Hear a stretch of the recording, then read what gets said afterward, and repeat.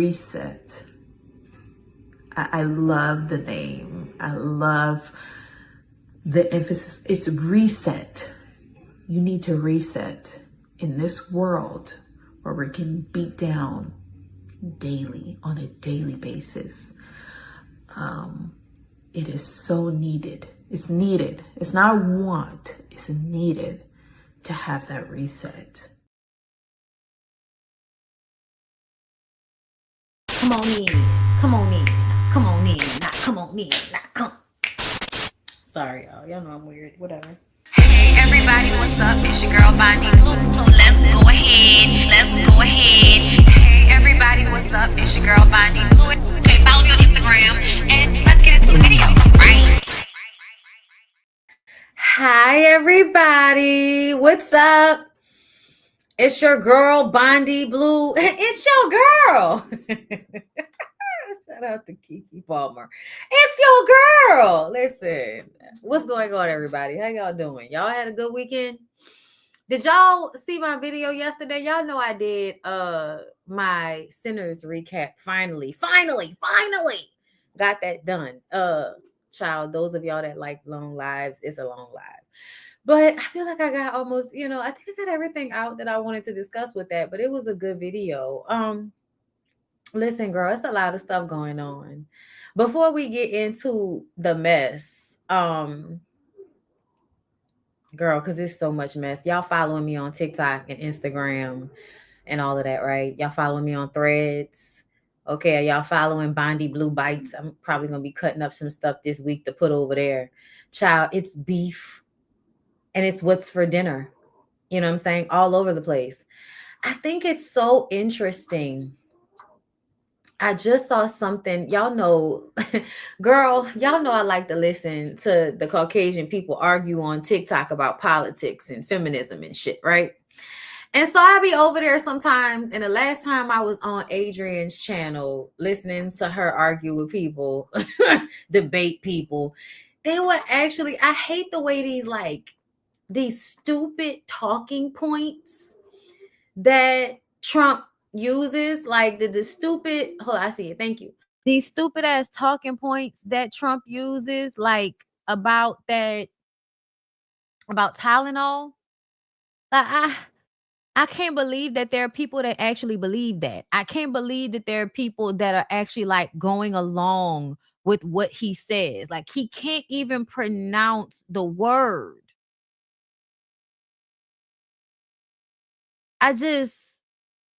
I don't understand, girl. I don't understand. But then, as I was coming up here, what I saw is that apparently in the process of shading Obama, because, we can't go a day without worrying about that black man that used to be president, child, it really be giving dick watching. It really be giving you on the fucking. Okay, I know. I started off too early cursing, but I got to get this off my chest.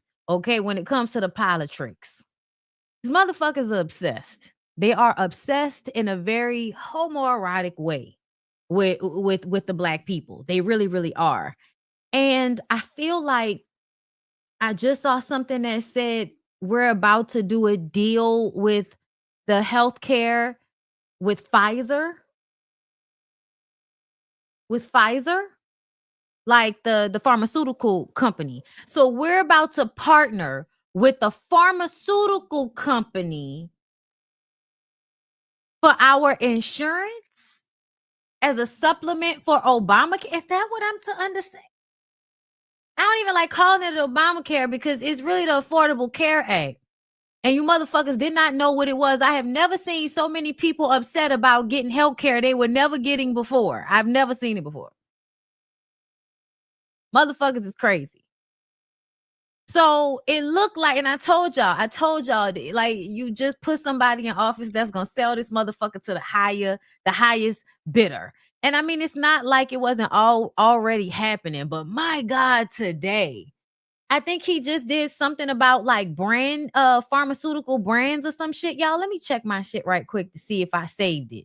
Then on top of that, something that we didn't really get into that I wanted to get into was the Waterhead Boy and Candace, because everybody feels like the Waterhead Boy and Candace was the ones that was supposed to actually be together.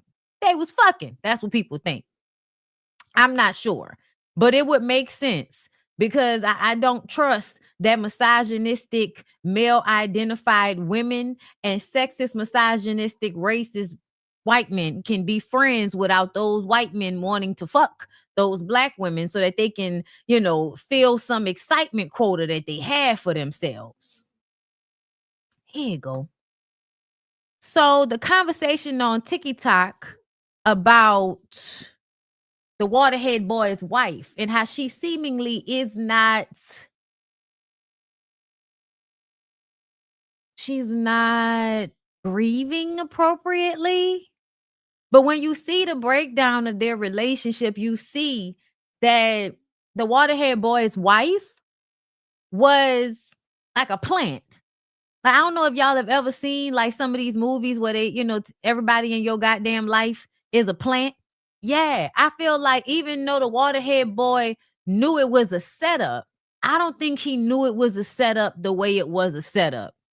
That lady was too fucking ready with the perfect white suit to slide into that role. And I said at the time, I don't know what she think about to happen, because that environment, they don't like women. So I don't know why you think you're about to be the leader of a whole bunch of He-Man woman hating motherfuckers. That doesn't even make any sense.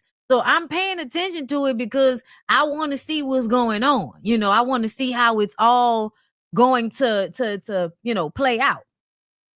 But I think it's interesting. I think they set Charlie Kirk up with his wife to get him away from Candace. And then they hooked Candace up with somebody that, looks like it was a lavender marriage. And honestly, I'm not even going to front on y'all. When I saw that Candace has had 4 children in a short amount of time with a allegedly rich, come from a rich family, Caucasian man that gives a little bit of he might like a peg or two. Like, he gives a vibe. It gives lavender marriage. It gives Candace wanted to be with the Waterhead Boy. The Waterhead Boy wanted to continue to fuck and use Candace, but always knew he was going to have to get him a blonde hair, blue-eyed, a Stepford wife that was probably a fucking sleeper agent to be his wife. He knew that was going to have to be the situation. But, men often underestimate women when they think like that. So I think it's very interesting what took place. But I definitely feel like both Candace and the Waterhead Boy were being arranged. Their marriages were arranged. That's what I think. And that's just my opinion. Y'all let me know what y'all think down in the comments. I don't know. I can't swear. But look, this is what I was talking about. Starting October 1st, 2025, nigga ain't even give us a day to get ready. What? We will be imposing 100% tariff on any branded or patented pharmaceutical product unless a company is building their pharmaceutical manufacturing plant in America. Is building will be defined as breaking ground and or under construction. There will therefore be no tariff on these pharmaceutical products if construction has started. Thank you for your attention to this matter. I know the people that follow him are going to take this at face value, but I'm not going to take this at face value when you add that to the Tylenol rigmarole. It definitely gives you are trying to muscle people on something. We don't exactly know what it is, but it's given that you're trying to muscle people and you're creating legislation so that you can help whatever company you're aligned with get over on everybody. Girl, that's what that's what it's giving. That's what it's giving. Country is up for the highest bidder, bitch. Whoever got the most money and the craziest set of eyes can come to America and become an FBI agent. And then I guess apparently when you come off like somebody that really needs to be investigated, they motherfucking self, but somehow you're the head of the FBI, right? And you think that job means that you could get online and tell everybody who they supposed to be mourning. I think that's so interesting. And that's why I say all of those people that were online, this is just so terrible. And I just can't believe this. Everybody, oh my God, where is the empathy? Okay, I know we said we didn't like empathy, but my God, this is ridiculous, okay? What's going on in the world today? We're supposed to be Christians and all of this shit. Somebody say Asada Shakur, now you motherfuckers, they forgot about y'all morality and empathy and your Christianity and all of that shit. Now you get to decide the type of human that deserves mourning. Wow. Yeah, that's why I'm not here for y'all acting like this shit is a difference of opinion. It's not a difference of opinion. It's not just political. Y'all try to act like that's such a small thing. As Black people, I need for y'all to, like, this is egregious to me. Like, how many of you young, dumb Black people online saying shit like that? I guess it's because, the school system failed you. So you don't know what the fuck you are talking about when y'all say shit like that. It's just infuriating how at one point Black people had just an overall understanding of how we felt about racism. Okay, outliers beware. But essentially, we all used to understand that when motherfuckers is acting a certain way, it's racism, and we have no space for this. But now y'all want to have crazy Yahtzee acting motherfuckers. They online saying all of the same shit, but now all of a sudden, since we calling them that, now they want to get upset and tell us you can't call people that. Yes, we can. Yes, we can.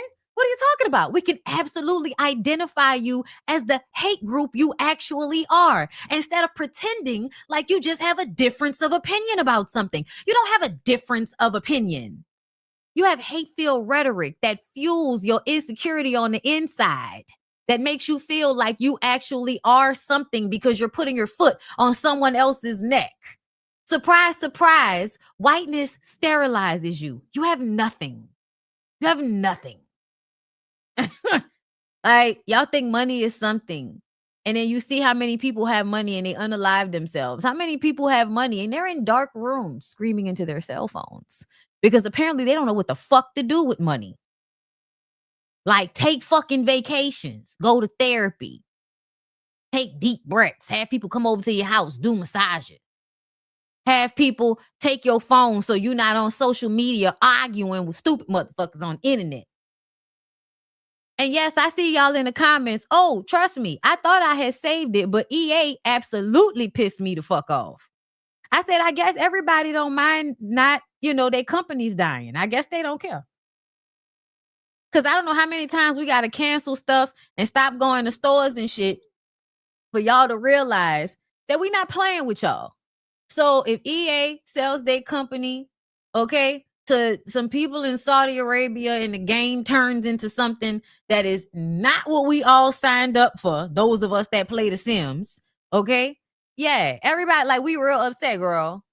Yeah, EA Games, EA Sports, some Saudi Arabia company just bought it. And, with those ethics, who knows how our very LGBTQ friendly game will be corrupted. It's already some bullshit. They already been draining us of our money when it comes to these fucking Sims games. Those of us that play The Sims, we know what it is. How much money we done spent on that shit over these years, and how it seems that even though the technology has gotten better, the game has not.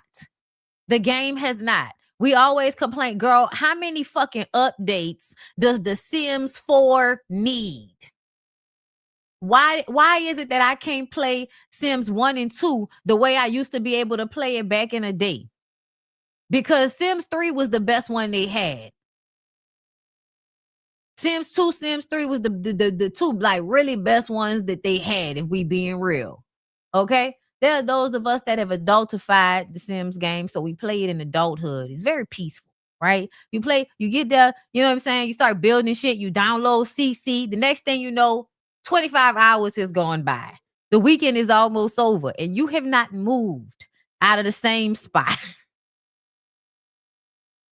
So, nigga go into an alternate universe when they start playing The Sims, boy, bitch, I am in the middle of a build, okay?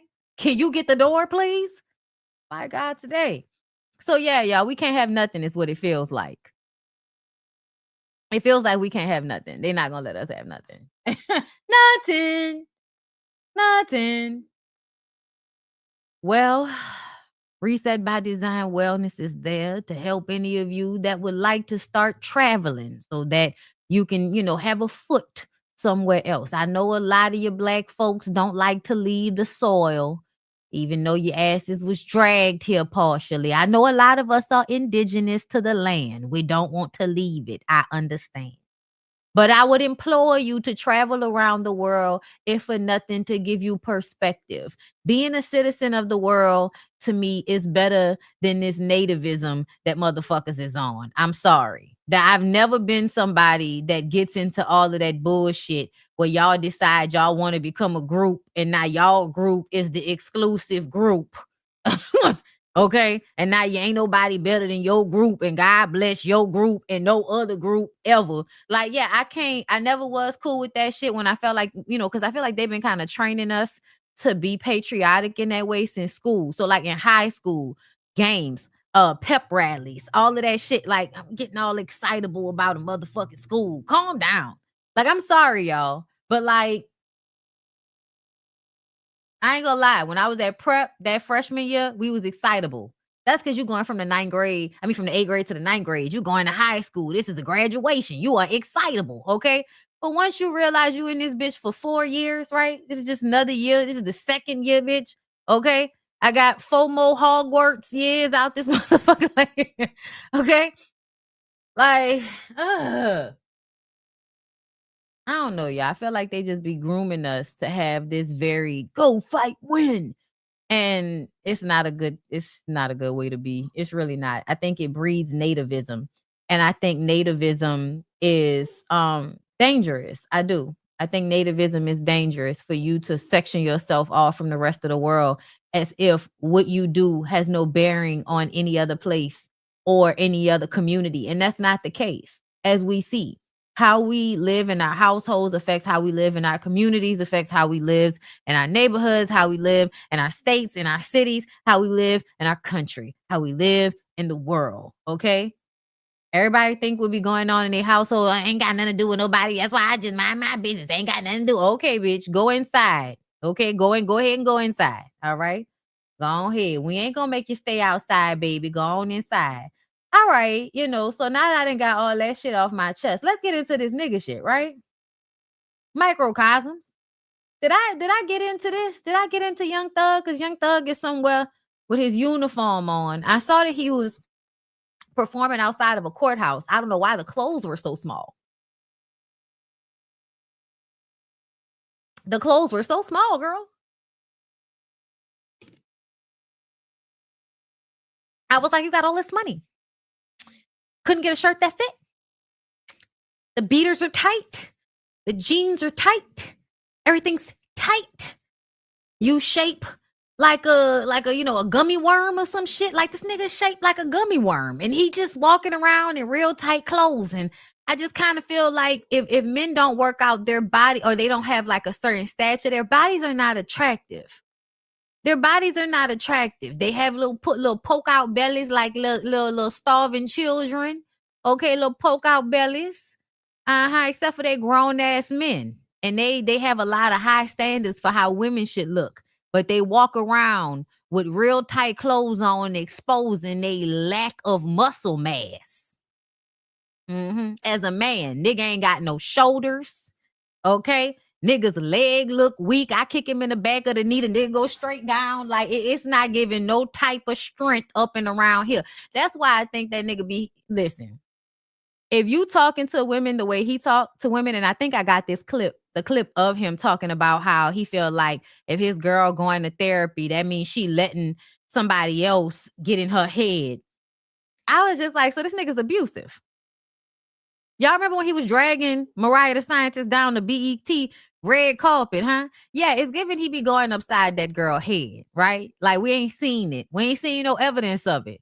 But niggas that act like that, they very much be putting their hands on you behind closed doors. They may not do it to the extent that we all gonna see the bruises and shit, but Niggas that talk like this and act like this, they is absolutely putting their hands on their old ladies.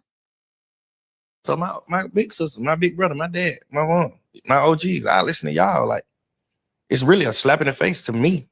If I, you know what I'm saying? I just was telling my girl that, like, I don't think you need a therapist. I don't think I need a therapist. I feel like I feel like I'm not a man if my girl get a therapist. You're not a man anyway. That's insane. So now you're basically taking your manhood and placing it on Mariah's ability to not take care of herself. That's what that sounds like to me. Your manhood is now predicated on how Mariah is willing to stay in the gutter with you. Gutter. It's as big time as you can get. I've lived in Harlem all my life. I know, right? See what? Like, damn, you actually call somebody and listen to what they got to say over me instead of just listening to what I'm telling you. I just feel less of a man.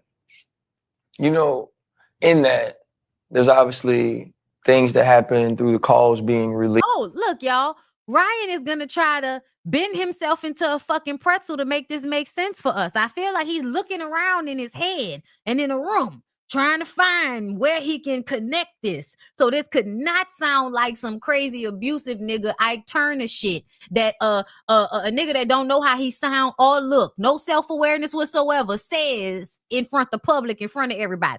Y'all remember when Ike was down to the the interview and he was talking about how, I ain't hit her. I mean, I might have hit her, every once in a while. She lying. I ain't hit her. Okay. I never hit her. Okay, that one time she said some shit. I knocked her out. Okay, yeah, okay, but she said some shit. I didn't. Now listen, okay, who you gonna believe? That did affect your relationship with your girl, or did? My sister, my big sister, my big brother, my dad, my mom, my OGs. All right, they cut that off because I guess that wasn't about to make no sense. I'm looking up. That's how I know you have 6 by. This gay ass. Oh, hey, if you're one of those people that are triggered when I call homophobic people gay, you might want to get the fuck out of my live. This might be the time, because Channing just came on my station, and by God, today, okay, a biracial nigga that don't clean his ass, all right, that is obsessed with another man, okay, yeah, I'm sorry, that nigga gay. I did not make that up, y'all. Just in case y'all thought, I did not make that up. Okay, I saw it on my timeline. I thought everybody else had saw it too when I started singing it. Okay, because I looked you up knowing you coming in, and they was talking about your sexuality, and I'm like, bro, he has 6 kids by 4 women. Like, nah. he's a heterosexual, and that's stupid. See, Channing, that's stupid. You think that because a man has children, that means he's not gay. I'm sorry, sweetheart. You do see, this is what I be talking about. Y'all are so stupid. Y'all are so stupid. Y'all, girl, it's giving somebody took all of the tests for him. It's giving somebody took all of the tests for him. Y'all, gay people have children. Not only do gay people, share resources with other people, meaning that, hey, girl, I see the lesbians over there. Hey, girl, I got some sperm. You got some eggs? You wanna cook and make some kids? Okay, all right. And that's how they do it. They talk to one another and they decide that they gonna share resources and have children. That's how gay people have children in one instance. The other instance is they be married to the opposite sex, have children with that person, and late in life decide, I'm gay. I don't want to be married to this other sex anymore. I'm going to go get me somebody that's my same gender and or sex. Because those things are different. So that's how that happens, okay? Niggas be 65 years old with 4 grown kids that they absolutely fucked to get. And that is because y'all seem to think that people are not also like bisexual, or you feel like because there are some men that are not attracted to women at all, you think that that means that there are not men who are gay or bisexual, but really gay men. Because on the spectrum of who you're choosing to be in relationships with, a man can be gay and enjoy sex with a woman and have sexual, you know, situations with a woman. Like, it can happen, B. So I just really need for everybody to stop their binary boxed in thinking when it comes to shit, if for nothing because you are ill-informed and sound dumb. Is that 100% correct? Like, I assumed it. No. That you're a heterosexual. Yeah. You know, I don't got no problem with G. You know what I'm saying? With the community, I don't got no problem with the community. Oh, you know, Atlanta ass nigga. You know. BGTQ and all that, yeah. I ain't got no problem with all them with the alphabets at all. But I'm straight woman. I don't want man. Listen, ain't nothing going on, no man. But when I heard him talking about, I'm like, no, you can't even live without them other niggas. You can't even breathe again. Oh. Okay, ever since Gunna left your side, I shall never breathe again. And I can't stop thinking about, okay, the way my life would be. Ooh, I can't stop thinking about how could you love me then leave me, and I can't get you out of my mind. God knows how that's right. Let you walk right out my life and throw my heart away. Okay, listen. I surely die. That's how that nigga was. That's how that nigga was over there tripping out, huffing and shit. And I can not do it now. Nigga over there in the studio huffing and crying into a microphone because all his homeboys left him. Oh, man, you know, that's why I said, like, your mind be so far gone, you had to dumb it down. Like, I've been had like black painted nails, right? Rockstar. I've been painting my nails. Look at him saying how because he was doing the feminine thing, he feels like he's had to dumb himself down. That's also something very interesting for him to say. Why? Do you feel like when you was doing the femboy shit that you was operating at a higher frequency, nigga? I wonder why you would think that. Because I've been wearing dresses. I've been just doing like the pop star, the 2050. I've been doing the 3000. I've been doing the far away. It's just like I just had to stop doing it. I just had to. Also, Andre 3000 did not wear dresses. He wore a kilt. Essentially, the object is the same, but it is dressed differently. Okay. Kilts are actually extremely masculine because of the way they are paired with a shirt and tie. Also, they may be, you know, with a bagpipe. If a nigga has on a kilt and a bagpipe, there's nothing really feminine about that for me. Calm it down, because it's just like the world ain't on it. The world couldn't catch on to it. Like, you feel like you allowed, because you seem to be very, very solid and also strong in what you believe and what you think and what you love and what you enjoy. It is solid. Is that what you got from all of that? Like, I'm sorry, y'all, but I'm gonna tell y'all right now, a lot of these niggas talk like Ike Turner. Y'all remember how Ike broken up words and shit? Hey, wait, motherfucker. Hey, you making fun of me? Huh? Hey, bitch. Hey, find your ass. That's the shit there that I'm talking about. Okay, that's how this nigga is talking. That's exactly how this nigga is talking. Joy. So you're saying that you actually changed some of those things, whether it was the dresses. By the way, that's one of my favorite albums when you had the dress on front of it. So I don't care what the hell you had on. You was rapping your ass off. Yeah. But and the look was off the chain. Like, I actually felt like, damn, I kind of like how that cover look. Y'all know I feel like people should be able to be who they are. I think y'all, you know, y'all a little bit too tight in the ass about how people dress and stuff. Y'all should really calm the fuck down. Just in the sense of, do you feel you allowed the world to change things that were authentically you in order to be more understood? Yeah. Ooh. Overly. Really? Yeah.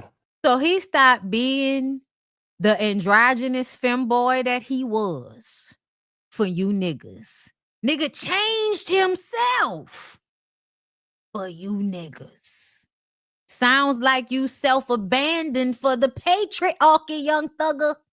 It's like I just passed it down to like Uzi, Vert, Cardi, Playboy Cardi. I just passed it to them like, hey. Yeah, because Uzi had the balls to do it. And tell y'all, I dare you say something about it. And my little ass is gonna jump on top of you like a goddamn spider monkey and bite you. Okay?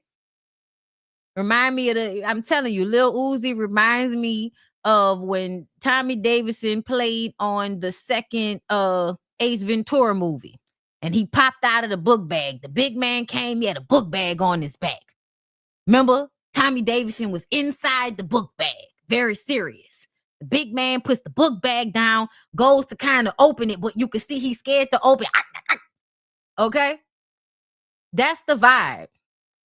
That's the vibe that I feel like Lil Uzi Vert gives. Okay? And so when anybody says anything about, I didn't heard word on the curb is that Lil Uzi used to be beating y'all ass out there on the street. Okay? And I'm going to tell y'all, I love me a nigga that will do some, yes, gender bending shit, wear whatever they want to wear, and then tell y'all, say something about it, and I'm going to beat your ass. I love that.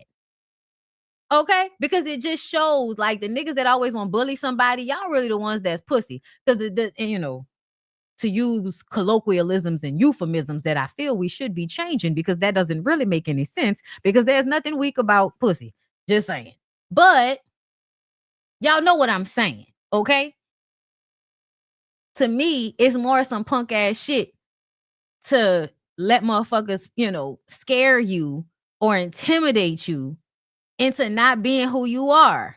And I know that most of you motherfuckers are doing this. I know that most of y'all are doing that, okay? As somebody that is themselves, I know how hard it is, okay? And a lot of people do not have the gumption, okay? The unmitigated gall to be exactly who the fuck they are in spite of how much people can't stand it. I'm looking up. That's how I know It's a strong motherfucker. You have 6x4. Because I looked you up knowing you. All right, I'm done listening to that slow ass nigga. Let's see. Is there anything else? My sister, my big sister, my big brother, my dad, my mom. Right, I read this one. Oh, Lord, that girl is in an abusive relationship.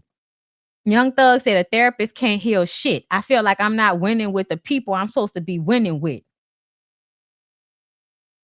Y'all, therapists will help you heal better than some dick will. Because there are those of y'all out there that are very much given delusional. The only person that can heal you is you. Therapists help you see yourself, because we walk around not really seeing ourselves, not understanding our behaviors, because we are on autopilot. We have been brainwashed, indoctrinated, and socialized. Okay? Your brain is a computer and the people have programmed you, bitch. So you don't know why you do the shit you do. You don't know why you live the way you think you do. You think you do. Everybody is operating under the assumption that they just making shit up on their own and they're not being influenced by life and other people and the government and media and everything else that is intentionally trying to manipulate you. So, yeah. Please understand me. The only thing that can heal you is you. You. Individually, who you are, doing work, asking yourself why you do, why you feel, inquiring, getting to know thyself means answering questions you didn't know you need answered.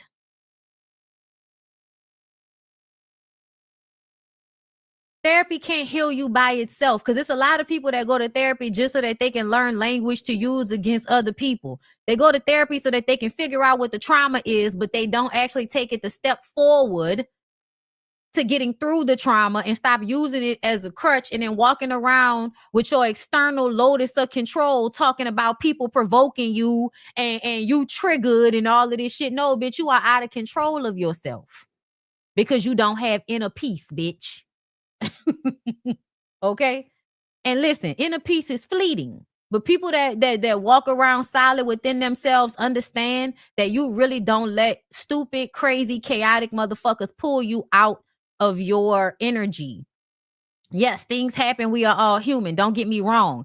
But just in general. So I'll use Denzel Washington, for example, and I'm just talking about based on image. When we walk around and see Denzel Washington, we respect that man because we have never seen him really out here losing his shit. We find out all these years later, the nigga had an alcohol problem. We didn't even know, okay? Because he didn't let us see that. But then we saw that one time he was at the basketball game and he was cursing somebody out, and Jay-Z was like, whoa, OG, calm down.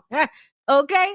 And so for me, what that tells me and what that shows me is, yes, at the end of the day, you don't let other people bring you out of character. And as a person, okay, you keep your shit together because they're only going to blame you when you act the fool. They're not going to care about who provoked you. So it's important to stay on your square when it comes to your own self-control and being able to be in control of your own emotions and your own triggers. And stop having this, this idea in your head that everybody doing something to you. And that's the reason why you acting how you acting. No, bitch, you acting how you acting because that's who you are. Okay? Now, see, when Denzel was acting a fool at the basketball game after all of these years, I feel like we could say, see, that don't mean that's who that man is. He lost it that one time. We're all human. That's an example. But when niggas is out here acting a fool all the time like this nigga, like Cameron, please believe these people. That's who they are, girl. That is who they are. They not just having a bad day. They had a bad day. No, that's not what's going on. It's not what's going on. Blaming Jesus for my faith. Lost so many people I love. Some to betrayal. Sad again. See, and you're talking about therapy can't heal nobody. Nigga, you need to go talk to somebody. You need help. Okay, you don't know what you don't know, and something tells me that you don't know a lot. Okay, yes, y'all. He kicked my weekend posting off real right with this shit.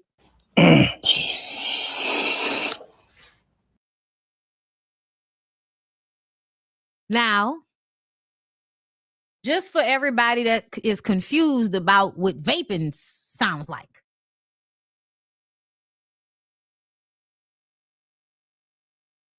See how those sounds are different? It's not the same sound. That tells me this nigga not doing what I'm doing. Okay? And listen, this is not from a judgmental place, but this, y'all, he's huffing, okay? They're calling it whippets these days, allegedly, that, because he did it off camera, but we heard it. Now, I'm old, so I thought some white girl was in the room. That's what I thought. When he came up, I was trying to see if there was something on his nose, okay? Because that sounded like a long, that's what that has sounded like to me. Okay, but apparently, no.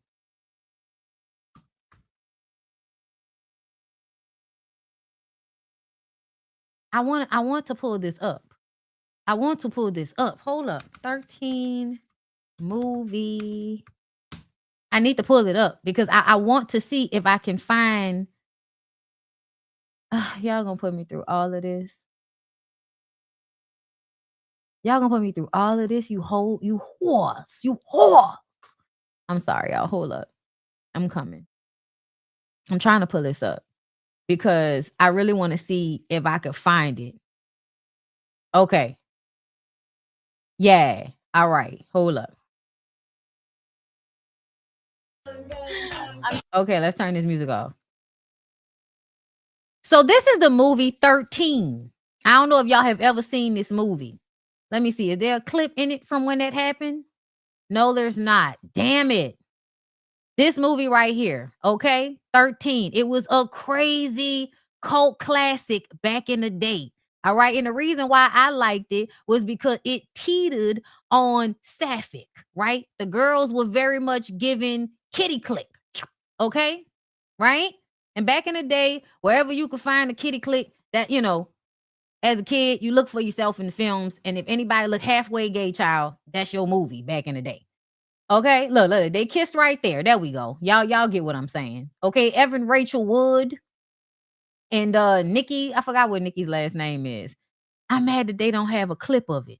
But in this movie, y'all, in this very dark but good movie about teenagers and lines crossing and people having fucked up parents or no parents at all, doing drugs, thinking that they grown and wanting to do whatever the fuck they want to do. Okay, stuff like that.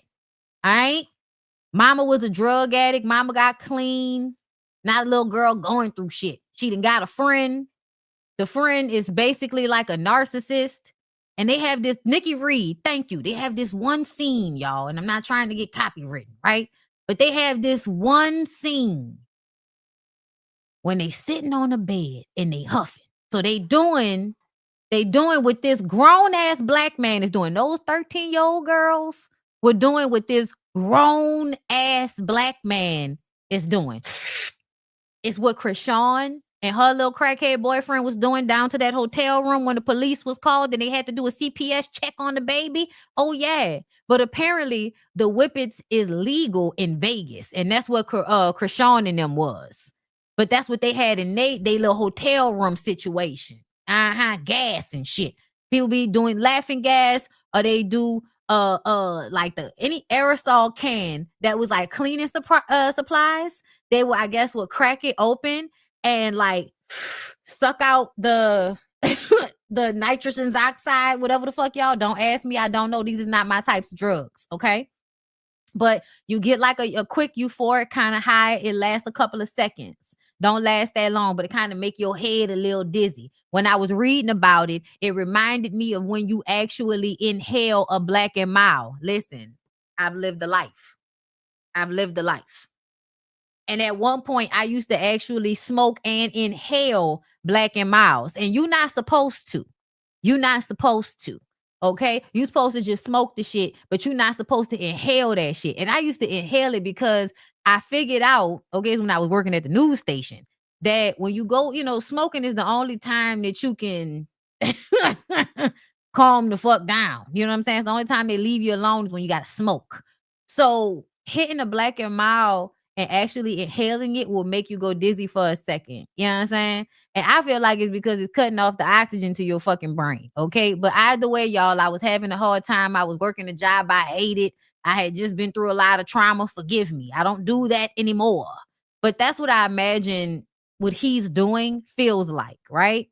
And hey, I don't know of the long-lasting effects of doing that, but I have always been a proponent for whatever drugs you want to do, make sure they did not come from under the kitchen sink. That's my only thing. Whatever drugs you do, just make sure they don't come from under the kitchen sink. It's a live by it. Okay. Listen, live by it. When you grow up around white kids, you got to say shit like this. But another thing is that I remember Crooklyn. Y'all always asking me why I have never done Crooklyn. And the reason why I have never done Crooklyn is because there are at least 2 to 3 times in Crooklyn when I want to throw up. Spike Lee does a weird thing with the aspect ratio and changes it when him and his homeboy are floating upside down in a neighborhood after they've been sniffing glue. Yes. And the glue is all here on their nose. And I need for y'all to understand how when I saw it in the movie theaters, down to the movie theater, y'all, not the Grand, but remember when the mall had a movie theater in it, the people that grew up in the East? Yes. I was down to the East Lake movie theater. I believe that's what it was called back then, East Lake, right? I can't remember, child. Anyway, and I had to leave out the movie because I wanted to throw the fuck up. I did. It made me so nauseous. I wanted to throw up. Okay? So, yeah, I might try to watch it again. I'm going to have to, fast forward through those moments. But when I watched it as a kid, y'all, it made me want to throw up. So the reason why I don't really watch Crooklyn is because basically it's about the closest person to you dying on you and leaving you with a bunch of niggas. That's too sad for me to keep watching. Then y'all make me want to throw up. That's too much. That's too much. But this is, girl, this man is up here doing the drug of a 13-year-old girl and telling y'all that therapy doesn't help anybody while huffing in the studio and saying shit like this. Before I let him get into it, please understand, this nigga don't make no sense. Don't listen to him. Don't listen to him. I don't know why I have to say that to people. This is not somebody you could listen to. His jeans don't even fit. He has money. There's no excuse for that shit. Don't listen to niggas with all of these like disparages in their personality. Clothes too tight, but you got money. Go buy some clothes that fucking fit. Huffing. You're not a 13-year-old girl, nigga. Either commit to the slime life and go hardcore or get off the shit and get your life together. Playing with you with this shit. Huffing like a goddamn teenage white girl from Anaheim. Get out of here. Listen, man. Don't let nobody tell you that you're not good enough. You're not smart enough. Don't let nobody make you feel like your mistakes define who you are. Your mistakes absolutely define who you are. Stop lying to your fucking self, especially if your mistakes include a Rico. You know, change is always in the play. Do not let people. Oh, you niggas barely change your underwear. Change is in the air. Make you feel like you're not wise as them because of your decisions. Don't never let nobody make you feel like you need them. You know, don't never let nobody tear you down. Don't never let a hard time humble you. Don't ever let a hard time humble you. Guess what? Guess what happens when you don't let hard times humble you? Guess what happened, y'all? You get in a cycle and you keep having hard times until your fucking ass is humbled, your knees break, you fall to the ground and said, okay, God, I get it. He don't get it. I said he didn't get it. I said he didn't get it when they let him off. Because to me, I feel like they nigga got off. Ever in life, bro. Ladies and gentlemen, if you're a king, be a king. If you're a queen, be a queen. You know, never let a hard time humble you, man. I wish y'all would just be people sometimes.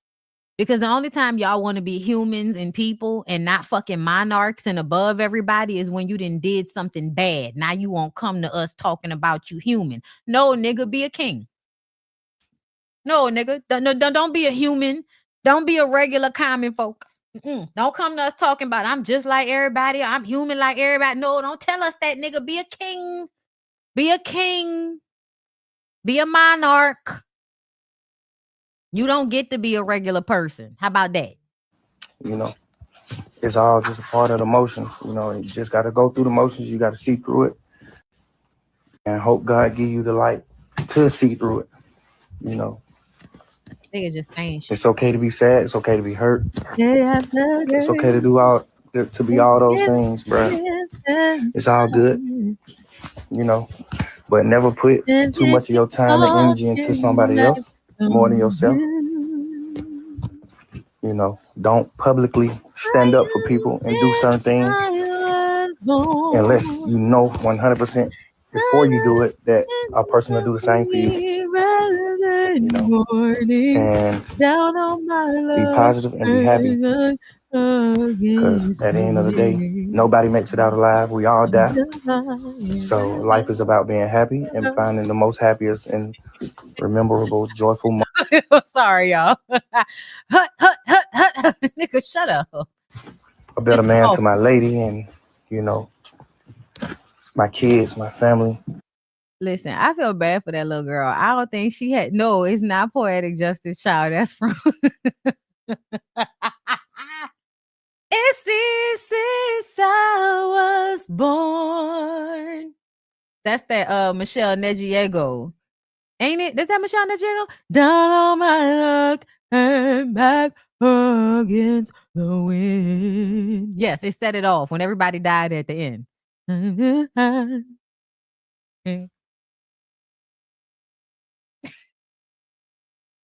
I'm sorry. That was too much. I'm sorry.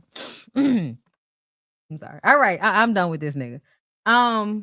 What else is going on? Let me see. Oh wow. Listen.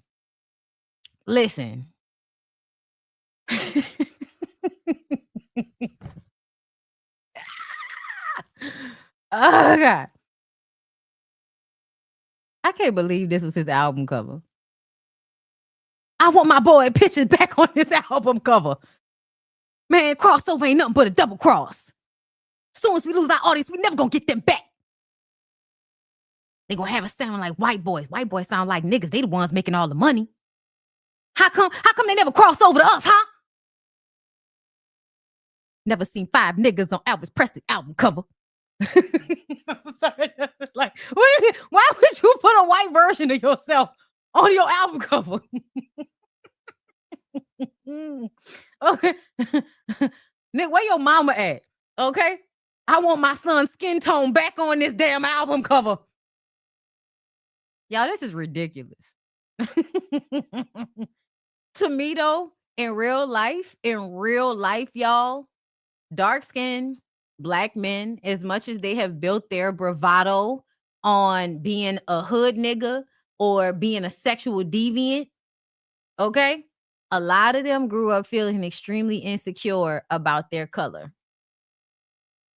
A lot of the dark-skinned men that are men now, almost 40 now, when they was growing up in the 90s and the early 2000s, they were getting ribbed. They were getting called ashy, cheeky black. Okay. Navy black, you navy black bitch. They was coming up with all types of names. Okay. They called you ugly just because you was dark skinned. Oh, you that ugly ass nigga. He was dark skinned. Boy wasn't ugly. He was dark skinned. So they called him ugly. And then I looked at them and I'm like, do you know you the same color? They did not know. They didn't know. Do you know you and this nigga have similar facial features? They do not know. They do not know how much they think they themselves are ugly, because they will never actually say that out loud, because that's not player. And you got to keep it P no matter what. But the truth of the matter is, niggas like him, they grew up hating themselves. I'm just saying. And so it makes sense that he would put out this album, especially when you realize how often Black men will ostracize the Black community based on how they feel. So if Black men are mad at Black women or Black people in general about something, they will do something like this. They will do something like this that is really inflammatory. And to me, it's lame. It's not inflammatory anymore. I'm not triggered by this anymore. Like I used to be. Just like I used to be triggered by, people that's not Black saying the N-word and all of that. Y'all be always getting mad about Cardi saying the N-word. And I'm like, I don't know when y'all are going to understand that the N-word is basically a pronoun. Okay? It is interchangeable with guy and girl. Okay? You, it's interchangeable with you. Okay? Nigga. Okay? That's, whatever your name is. It's interchangeable for whatever your name is. So when Cardi, and that doesn't mean I don't think that Cardi is colorist. I do believe that Cardi comes from a prejudiced, colorist, Dominican Trinidadian family. I do. I don't care that her grandmammy was Black. I think that she got made fun of and bullied in her family because she had thick Black hair. Because them Latina ladies can't stand they babies coming out with thick, coarse hair. They can't stand that shit. Okay? So to me, y'all not about to play with me in my mind. I already understand what the fuck be going on. Okay? Yes, and Nicki is colorist too. Exactly. A lot of the people are colorist. A lot of the people hate being dark complected, and they put it in their music. They put it in how they show up as artists. That's why it matters. That's why it's important, because artists are influential by default. And so you influence people to feel the same way you feel about your skin tone. To me, this nigga's mad at Black people because we ribbing him on the internet. And so now you want to make yourself white on the album cover, and that was supposed to be used as an inflammatory stunt to get your album more, clout. Didn't work on me. I'm not interested, but I know the rest of you niggas will be. Okay. But what did he say? I think it was just like some funny shit but it's still like serious to the point where it's like I went with it. You know what I'm saying? But it really just some fun shit. Like we just fun, like some funny shit. You know, in our hood, we always joked and played. You know, I got a lot of white friends and shit, but we always joked and played in my hood. Like, shit, you want to be the biggest, go white. You know what I'm saying? And that's why I said when I put the album cover out, hey, if you want to be the biggest, go white. Yeah. You watch school. You know, we just talking shit because there's so many big black people. I'm one of them. You know what I'm saying? I understand. We just, you know, it's just a narrative that the world paint, and we just going with the narrative. You want to be the biggest, go white. Michael Jackson went white for this. You know, all listen, we know that ain't true. We know Michael Jackson didn't do it. You know what I mean? We just go with the motions. Like we just sell out. We just sell out. We tweak. We just do whatever for the money. We just do whatever for the money. Okay. You know what I'm saying? Like I didn't make the world. I just was born in it. Okay. Like, nigga, why is you doing all of this moving and shit? That nigga tweaking. But it's just all fun. Like I just did it on some shit. Like, shit, I want to be the biggest in the world. How can I be the biggest? The very first minuscule, but first answer to that question from anybody should be, you got to be white. You know, they always let the white people be the biggest. You know what I'm saying? Sure. I love white people too. You know what I'm saying? But they always let the white people be the biggest. And you know what I'm saying? We got big ass artists too that's black, but goddamn, you know, we just, you know, it's just a narrative. I was just pushing it. It's not a narrative. It's not just a narrative. Y'all learn words. Y'all know what nothing means. Nobody educated y'all about nothing. Y'all parents failed y'all. Because the fact that you think that's just a narrative, no, thug. No, thug. It's not just a narrative. It is literally called racism. And yes, racism means discrimination, meaning we hold you back. We keep our foot on your neck. If you're good at something, we find a way to exploit you. We find a way to take your gifts, use them, and give you nothing in return because you're black. Essentially, we're just trying to sabotage and ruin you because we're a black hole.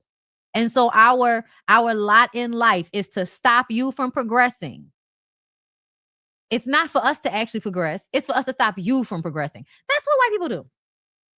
So that's why you feel that way. And the fact that there is a disconnect, like, you know what you're saying is stupid. On some level, you know what you're saying is stupid. But you're also actually stupid. So you can't help but to say it. He thought this would make him bigger, being white. Well, I hope it works for him. It might have helped Spice. Let's move on. So speaking of racism.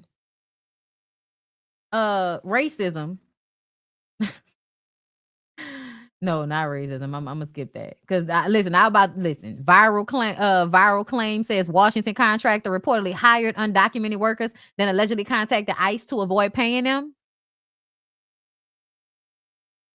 I hope there's a hell for all of you people. I do. So y'all, Bad Bunny. Now, I don't know Bad Bunny like that, and I didn't know how to feel about Bad Bunny. I thought I had heard some hoopla about him on TikTok at some point that might have been negative, and I couldn't recall what it was. But apparently he said some colorist shit at some point, but he is a Puerto Rican. Okay. And you know, the Puerto Ricans are colorists, just like all of the other nationalities of people that have been colonized by white supremacists. Okay. All right. That's how it works.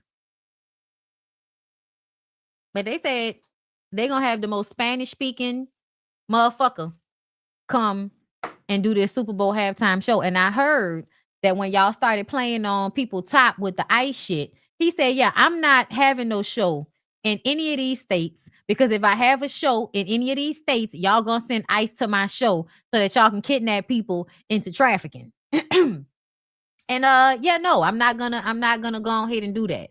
No, Selena was not Puerto Rican. Selena was Mexican American. Okay. Como la flor from Texas, Corpus Christi, to be exact.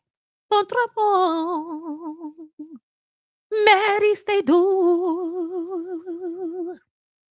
De parichito. Me marechori. J'en sais.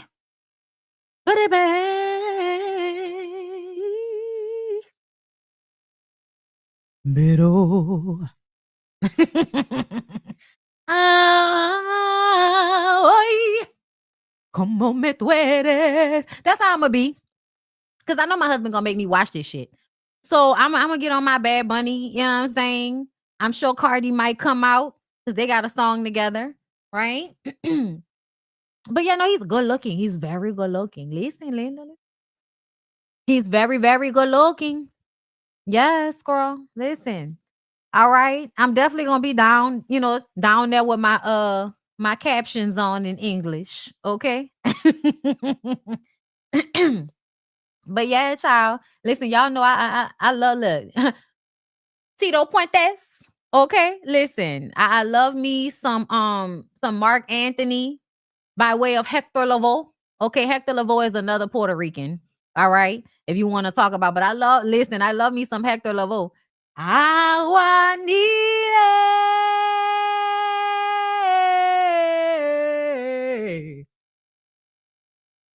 Aguanile.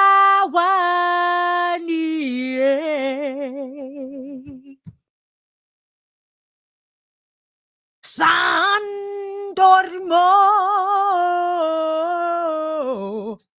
Santo Weather. Sandormorota. Aguanile. Aguanile. My. Aguanile. Aguanile. My. Aguanile. Aguanile. Aguanile, my. Okay, listen.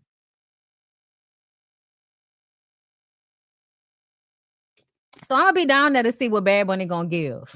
If for nothing, it's because I love the Latino people's music. Okay, it's a lot of jazz. You know, I love the Latino people music. I love it. Okay, I love it. The drums, jazz musicians. Okay, listen.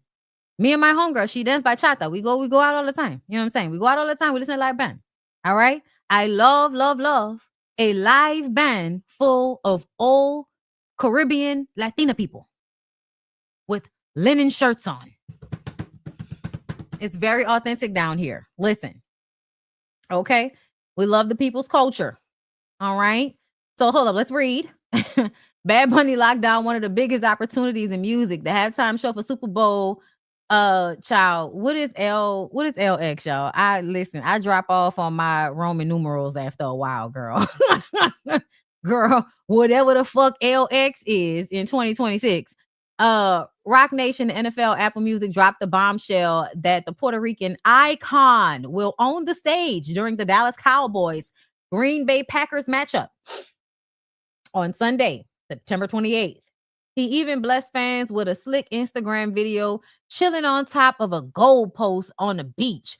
While what is that? Galleta?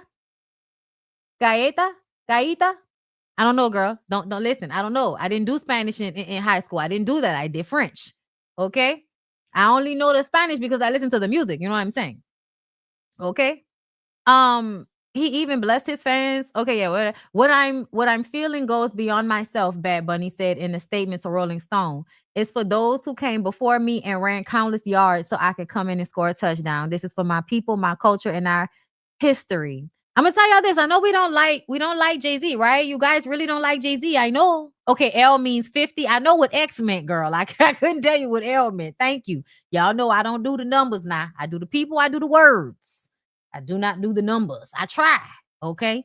But yes, as much as we feel like, Jay-Z is just another dirty colonizer, not a colonizer, a capitalist. He's another dirty capitalist. Okay. A lot of people feel that way. They think he's an abusive nigga. Okay. That has Beyonce over there being slowly lobotomized. Okay. All right. That's what the people say. I don't know. That's what the people say. I don't know. Okay. I like Jay-Z. Jay-Z is one of my favorite rappers. Okay. I listen to his music. His music sounds smart. The nigga sound like he know what the fuck he be talking about. I've been around people that are really cool with him and they was cool. Okay. I mean, one time I was in a VIP area at this club with my homegirl and I forgot what that was. I think that's when we was with Winter. Yeah, it was when we was with Winter. And one of Jay-Z's homeboys that he's really close to was in the section, and the man was very, very nice. And I'll never forget that. And I remember seeing, I'm like, okay. I forgot who he is, but he's really, it's an older man, light skin. I think he might be bald, always wear hats. I don't know. Anyway, but to me, I do feel like he repeatedly finds a way to make the Super Bowl halftime show something that white people have to uncomfortably sit through, from making it extremely, black when it comes to certain performances to now making it extremely Spanish, extremely Latino. And we know how much y'all can't stand when people speak languages y'all don't understand, white people. We know how much y'all hate that. Y'all gonna be out there. What is this? Oh my God. I don't know any of these. I don't know this language. Speak English. Bitch, I know they told y'all who was gonna be at the halftime show. Okay. But I definitely feel like this is no, it was not Dame Dash. It's somebody he's still cool with. The people who really know Jay-Z, I know. Hold up, what that say? I know I don't know what that means. I don't know what you was trying to say there. Yeah, you should try that again. But yeah. I love this. I love this. I think this is a very much I know y'all love to see niggas running and sweating out on the field. And I'm not gonna argue with you about this slavery like microcosm here on the field. Football is a slavery microcosm. Y'all know it's just slavery in a different packaging, girl. That's what it is. So y'all gonna watch us make our statements on this grand stage. Yeah. And I love that. I love that. I do feel like that's a underneath fuck you. And I do feel like Jay-Z and Beyonce know that they can't move too far away from their fans, because at the end of the day, as an artist, even with all of the money you make, your fans are always going to be your saving grace. Because your fans will basically lie under a 20-foot building when you pushed off the edge, and they will lie under you to save your life, even if it kills them. Okay, I'm telling you right now, that's what Beyonce fans make me feel like. They feel, some of y'all feel like if that lady was about to fall out of a building, y'all will form a large body like mass underneath her so that she wouldn't die. She would just bounce right back up.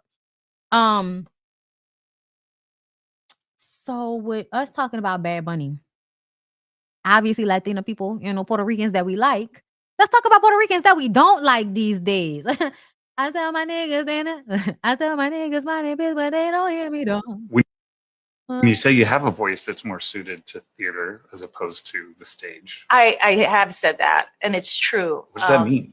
When I grew up singing musicals because I loved musicals, and I remember going to my first Broadway show, and it was how I learned to sing. And so that's kind of how I trained my own voice. So then when I started singing pop music and stuff. Okay. I love this white man. Okay, I just want to say that. I don't know this white man, but in this interview, in this instance, this white man is making facial expressions that tells me he's thinking how we're thinking. He's thinking how we're thinking. You trained yourself to sing. You trained yourself to sing. It was like nobody knew that I could sing in that way. And then when I started singing these songs, and if I sang My Man Somewhere from Barbra Streisand or something, people were like, oh my God. Black people, y'all might not understand, but see, my mama was always a different type of black lady, and my mama used to love her some Barbra Streisand. Okay? She had me burning CDs for Barbra Streisand back in the day. I don't know what big movie that was that Barbra Streisand did the whole soundtrack for. My mama made me go find it and make her a CD back in the day on some Barbra Streisand. Okay? So I know some Barbara. And Barbara is a vocal. Do you hear me? That Jewish lady sang the fuck down. Okay? Okay? Whole back of the throat open. And she act her ass off. Okay? What's that one movie? There's a movie that she did in the 90s where she was like bigger and she was married to this man and he didn't really like her like that. And then she was like losing weight and got sexy. And he was like, I don't know. I don't know what I'm supposed to do with this. Okay. You're losing weight. You're different now. I don't know. Like, child. I never forget that movie, girl. I never forget that movie. I can't remember the name of it. It was not Beaches because it wasn't sad. But she lost that weight. That nigga was some mad. Barbara Streisand was not in the First Wives Club. You were thinking about Bette Midler. Okay?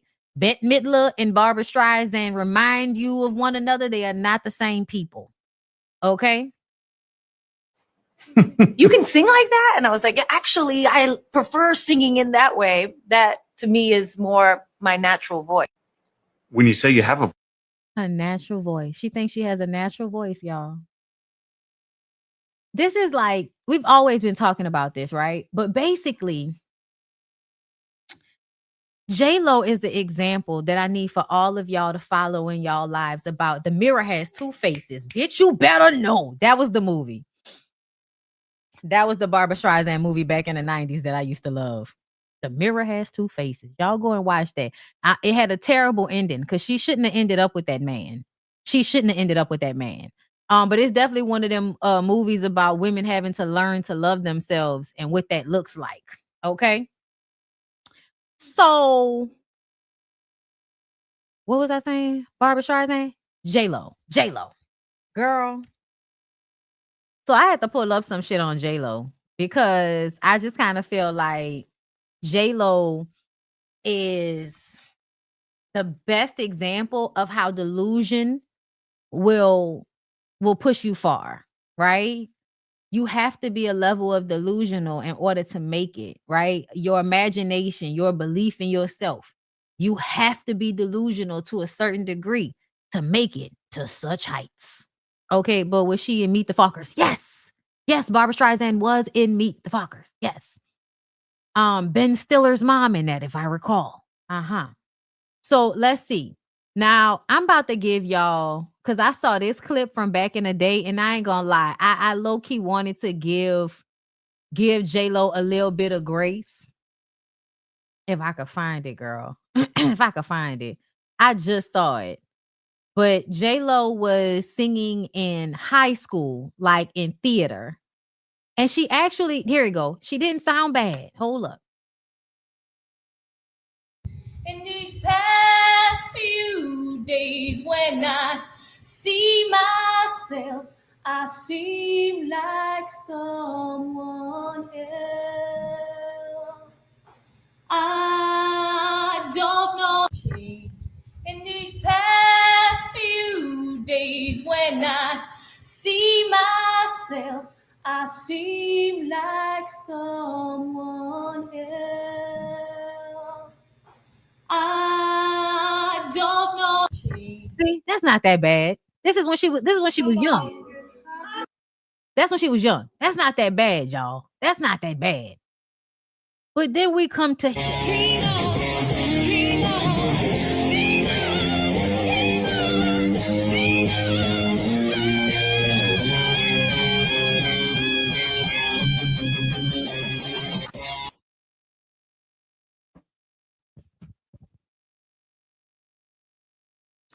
So, I'm going to tell you what it gives. It gives you are not listening to the vocal coaches you've had. She's not. She's not listening to the vocal coaches that she's had.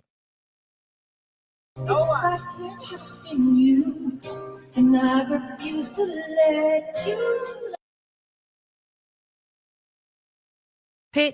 Her pitch is always off. I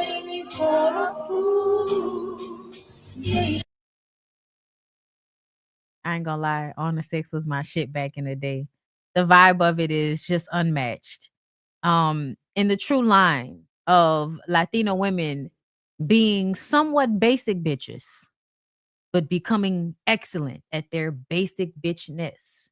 Okay. Yeah, it does kind of remind you a little bit of, when some other Latinas are, have, yes, Cardi, yes, yeah. You said it, okay? You said it. You took the words out of my mouth, mommy, yes. It is absolutely, but rapping and singing are different. And I feel like Cardi B isn't that delusional. I think yeah, I think that J-Lo is way more delusional than Cardi. Cardi at least knew, I can't sing. I ain't finna try that shit. I'm a rap. Okay, I'm gonna go ahead and rap. And I'm gonna keep trying to rap. Okay. And hey, I think it's working out for her. Y'all know I stand on what I said.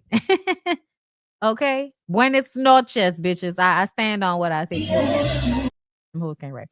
The kid, like, she's so delusional. This is why I know she's delusional. Bitch, who the fuck ever told you that you needed an acapella of anything that you do? You don't need no acapella, no acoustic version of none of them songs. Bitch, you better get up there and sing them songs the way they meant to be sang. Fast, short breaths.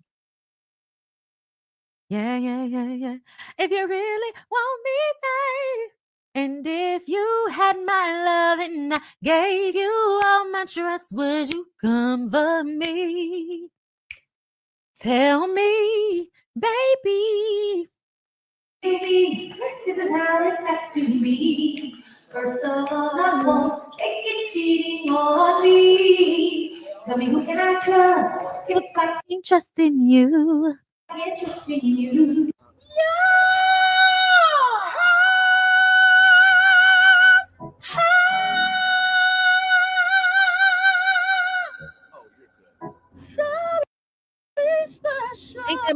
Ain't that Monique's cousin? Very special. I'm glad that you turned out. You always trying to baby voice the shit. Bitch. Ha. And this how y'all know that baby singing and doing it well is hard. Y'all gonna stop playing on, yes, the Shantae Moores of the world. The Sade's of the world that can do breathy, but in whole notes, okay? Whole notes, grounded way up and through here, okay? Way up and through here, okay? This may come as some surprise, but I miss you. I could see through all your lies, and still I miss you. Days are keeps, but it doesn't feel like mine. Listen, yeah, J-Lo's delusional, but she's a multimillionaire and she has multiple, well, at least I know she got one platinum album. On the 6 has to be platinum at this point. I also would think that second album went platinum too. Love Don't Cost a Thing. Yeah, girl. Woo. Niggas ain't got no darling. Niggas ain't got no darling. But she could dance though. She could dance. And when she really want to, she can act. Okay? Not all the time, but every once in a while. All right, y'all. Let's move on. What's going on? What's going on? Where do I want to go, girl? Where do I want to go? Where do I want to go? Tell me where to go. Tell me where to go. Tell me where to go. So Michael Blackson was on The Breakfast Club. I don't know why. Okay? But y'all know him and Rada, his old lady. They had a baby finally, right? Because I think they had lost a baby or some shit like that at one point.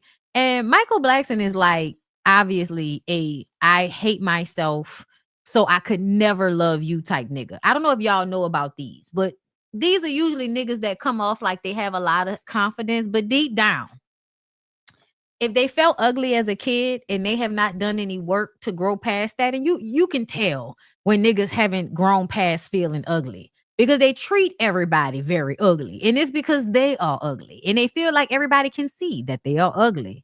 And so they treat everybody nasty because they're expecting to be treated nasty because they feel they are in fact ugly.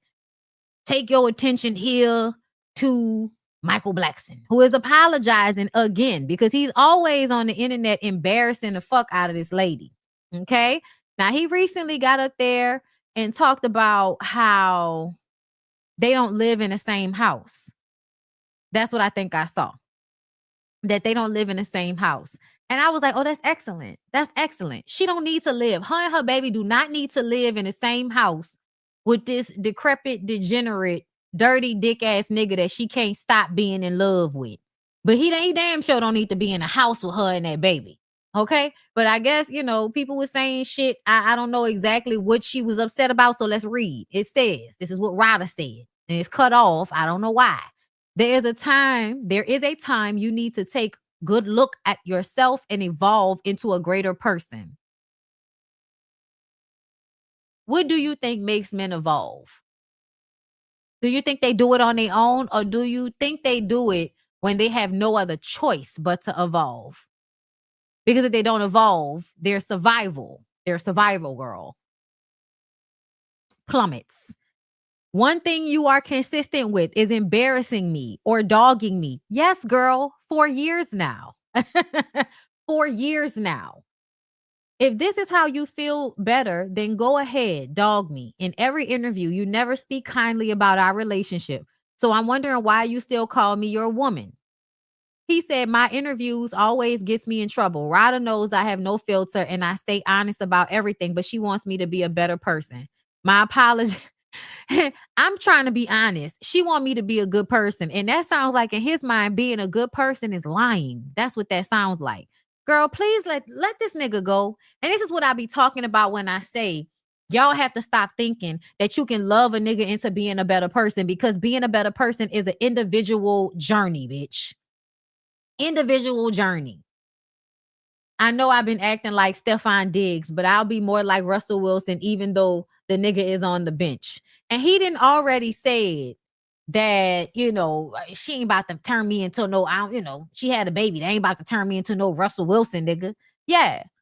I don't know why Ryder decided to have a baby with him. I feel like it probably comes from her not really loving herself. Girl, when I tell you, I don't know what Ryder's ethnicity is, but when I tell you the Asian people are some of the meanest motherfucking people. Girl, I was watching. Oh, okay, this is not my account. I was watching a video of I think she was Korean, a Korean woman or a Chinese woman. I can't remember which one it was, y'all. Please forgive me. But she was talking about how her mom calls her ugly all the time. Hold up, y'all. My bad. My bad. She's Cambodian. Okay, that's close enough, right? Beautiful. Asian women in general have an aesthetic that is desirable in our country. Come to find out, do you know how many of them Asian women feel like the women that we think that are attractive in America, they think those women are ugly? I was watching a video and this lady said, and she was talking to her mom, and her mom just kept laughing and shaking her head saying that she was ugly. And the way the lady was talking, like with no real emotional attachment to the words her mama was saying. And I'm like, even if you do feel like your daughter is ugly, the fact that you are laughing and saying that to her, I feel like, bitch, you are evil. Like something's wrong with you. And I think people like to think that because it's a cultural thing. And I'm like, no, I don't care. In no culture should you be implementing into your daughter's psyche that she's ugly. Do you know why they felt like her daughter was ugly? Because her daughter has high cheekbones and a full mouth. And this is when I realized that white people are so interesting, y'all. Because if you pay attention to how whiteness has dictated the beauty standard in America, you would think that the beauty standard is a white woman. But what you actually come to find out is that the beauty standard in America is the aesthetic of a Native American woman. They don't think of it like that because they have the whiteness over it. But when an Asian person from a different country comes here and is beautiful, but is ugly in her country, and the things that make her beautiful in this country are cheekbones and full mouth. And I believe that's a native feature, right? You don't, because you can be African and not necessarily have high cheekbones or full mouth, okay? But to me, it seems like with the Native American people, from what I have seen of their structure, always high cheekbones and not always full lips. But, you know, this is what you will get. And I think that's interesting because I think that because to me, like white people don't have full lips and they don't have high cheekbones, but they do go and get a lot of surgeries to look like that. And the white women that actually do fit that profile are seen as the most beautiful women in our country. For instance, the white women that we used to put on the pedestal back in the day, your Charlize Theron, right? Your Charlize Theron, your Angelina Jolie, even now, your Kim Kardashian. These are people who model high cheekbones and full lips. That is not white. That is native. And I think that's interesting because I feel like I don't know if white people know what they've done. They've literally, like, you tried to delete Native American people off of this land so you could steal it. But they still spring up in the cracks because the standard of beauty on this continent sounds like that of a Native American person, not of a European, generally, you know, white looking person. So I thought that was very interesting, y'all. Yes, your Cindy Crawford, Linda Evangelista. Yes, those are other ones that fit that same high cheekbones, full mouth, regardless of skin tone. And I think that's so interesting. White people, like, I think y'all are so funny because y'all really be like so mad, right? Y'all be so mad. This is it. This is what it's gonna be. White. It's white. It's gonna be white. You know, they're really angry about it. Shit. And then one day you find out that no, y'all have literally made the beauty standard something that y'all don't even recognize what it is. I think that's fascinating, y'all. I think that's so interesting, right? But anyway, girl, child, them Asian people was telling their children they was ugly. And so that made me feel like Rada must come from you know, a home life where she was told she was ugly.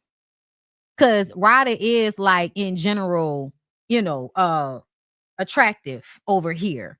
So I wonder what people would feel about her in Cambodia. You know what I mean? Since apparently their standards of beauty are extremely different from ours. Because the way, I mean, I tell y'all, I wish I could find this video. This lady was so fucking pretty. Like, this was a beautiful woman. And her mama was just sitting up there with her little mousy face. You know what I'm saying? Her little bitty features and her little glasses and her lack of definition to her face, telling her very beautiful daughter that she was ugly and just laughing about it. I said, that bitch is diabolical. I feel like that lady grew up in an abusive household. There's no way around it. Damn. I be on TikTok so much, I wish I would have saved that shit, but I don't think I saved it. My God, today. Yikes. But yeah, y'all. Very interesting shit going on in the world around us. We changing our worldview slowly but surely. I believe that things will return to mother. Things will return to somewhat of a more organic, authentic form at some point. I can't wait to see. I hope I live to see. But yeah, Ryder, you should leave this nigga. I don't know how many times we gotta tell you that. You should leave him, girl. I don't know why you still with that man. That's crazy. It's even sad that you still with him. Speaking of, you know, niggas that's sad, Kevin Hart over there by Kai Cenat and Drewski. Listen, I know everybody loves it. It's hilarious. It's hilarious. But when I tell y'all, I find this specific thing, I don't know. And it's probably just me. I know, high horse, you know, Bondi, you always, girl, I know. I'm always saying a thing that I shouldn't say. Y'all always disagreeing with me about something. I think it's weird for a almost 50-year-old man to be on anybody's stream saying weird shit to a young girl that they would not want said to their daughter. Ruby, did you eat Drewski ass? Yes or no?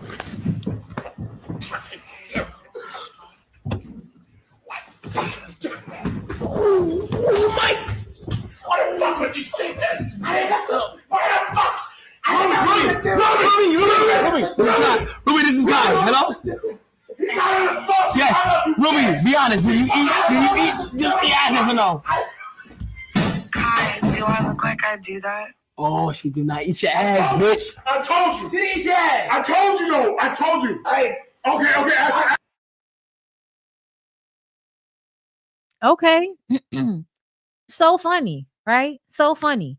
Because they basically redoing the moment where Charlemagne and oh boy, Rollins. Is it Donald Rollins? We all about to fall out our seats laughing, that shit. Yeah, that's what this reminded me of. In that way, it was funny, but Kevin is like 50. Kevin is 50. Calling a girl that, yes, she grown, but old enough to be his daughter, calling her on the phone and asking her, did she eat another grown man's ass? I fear for our future. I mean, I already did. But I feel like that, there's not much hope. When Whitney's saying, I believe the children are our future. Teach them well and let them lead the way. Yeah. So can I tell y'all what I think? I saw Kai Cenat became the, largest streamer to ever make 1 million subscribers in 27 days in all time. He did something, right? He did something big, got a whole bunch of people to come on his stream, got to 1 million followers in 27 days, and he got an award, right? I read in a caption that apparently like LeBron James, Snoop Dogg, they paid thousands of dollars to gift him subscribers. And I was just like, so you're gifting people subscribers?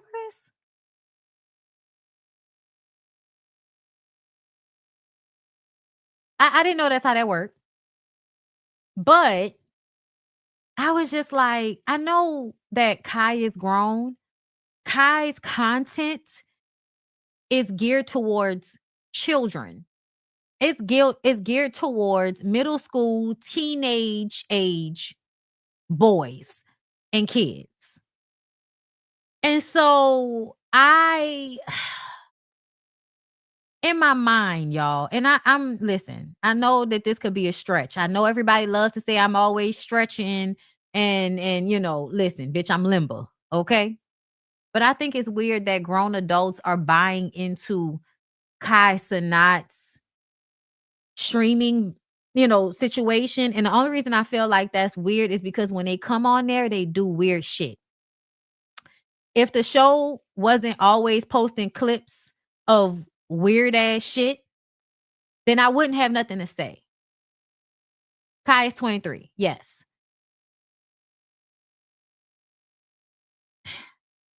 Okay.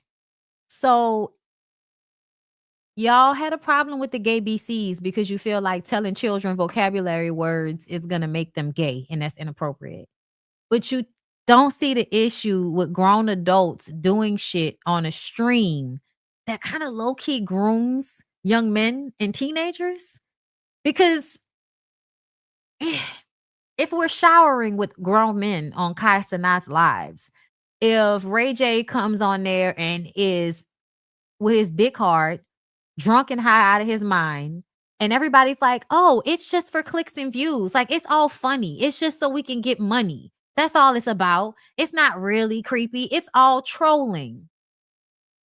To me, what ends up happening is you've now groomed and influenced middle school, teenage boys to, I feel like, think it's okay to shower with grown ass men. And it's not that I feel like, because y'all know this is not a gay thing. This is about adults and children being in the same space with one another and doing shit that is almost sexual. And I guess because I'm one of them kids that grew up during the Nickelodeon days and shit, during the, you know, like during the days where you now realize that some of the shit that people were doing in kids shows and stuff like that was problematic. And not because it was gay, but because it made relationships between adults and children blurred.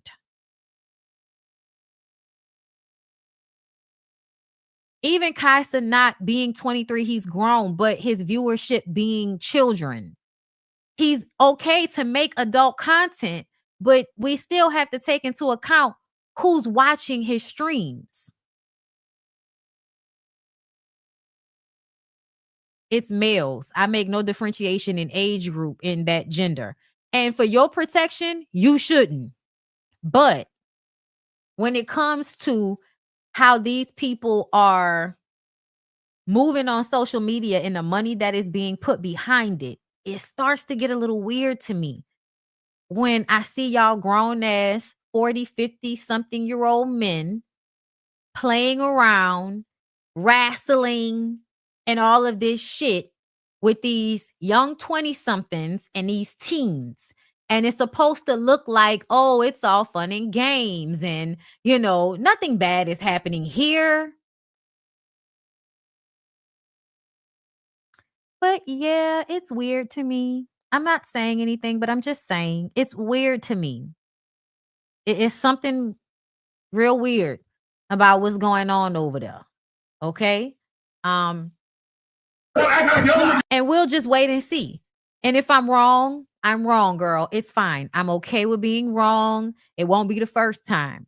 But there is something that I feel like in years later, there's going to be a conversation about what was happening at this time on those streams and how that affected developmental age children and adolescents. Okay. Yes. And there is something to be said about that. There is something to be said about the fact that there is no kids content anymore.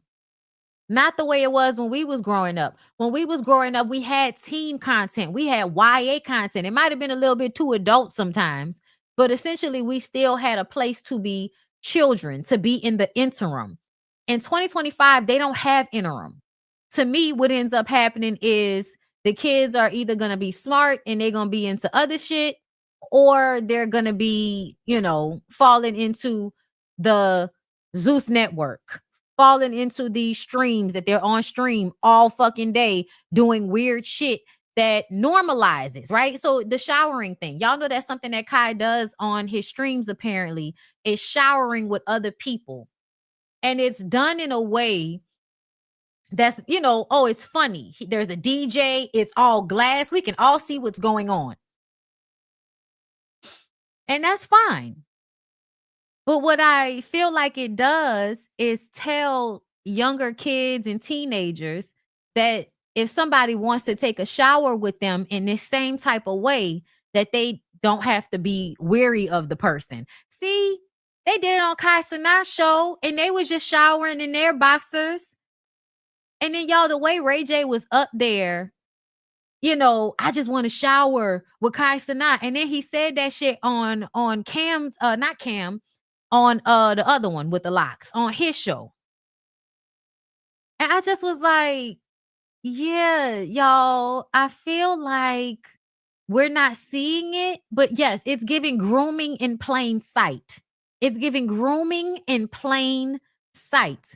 Even the shit that happens on Drewski's platform. I actually think Drewski is very like funny and smart sometimes. But I also feel like I don't like people that blur lines to the point that I don't know whether they're joking or serious, because that's dangerous to me. So I would rather just assume that you mean all of the shit that you joke about and you mean all the things that you say when you act like you playing, because that's safer for me. And what I feel like for everybody else is if we believe people when they do weird shit. You know what I'm saying? But yeah, it does feel like disarming young people for later abuse. Yes, it feels like things they wouldn't normally have felt like are okay. These streams and the stuff that happens will make them think some of this shit is okay. Puts them in harm's way in real life.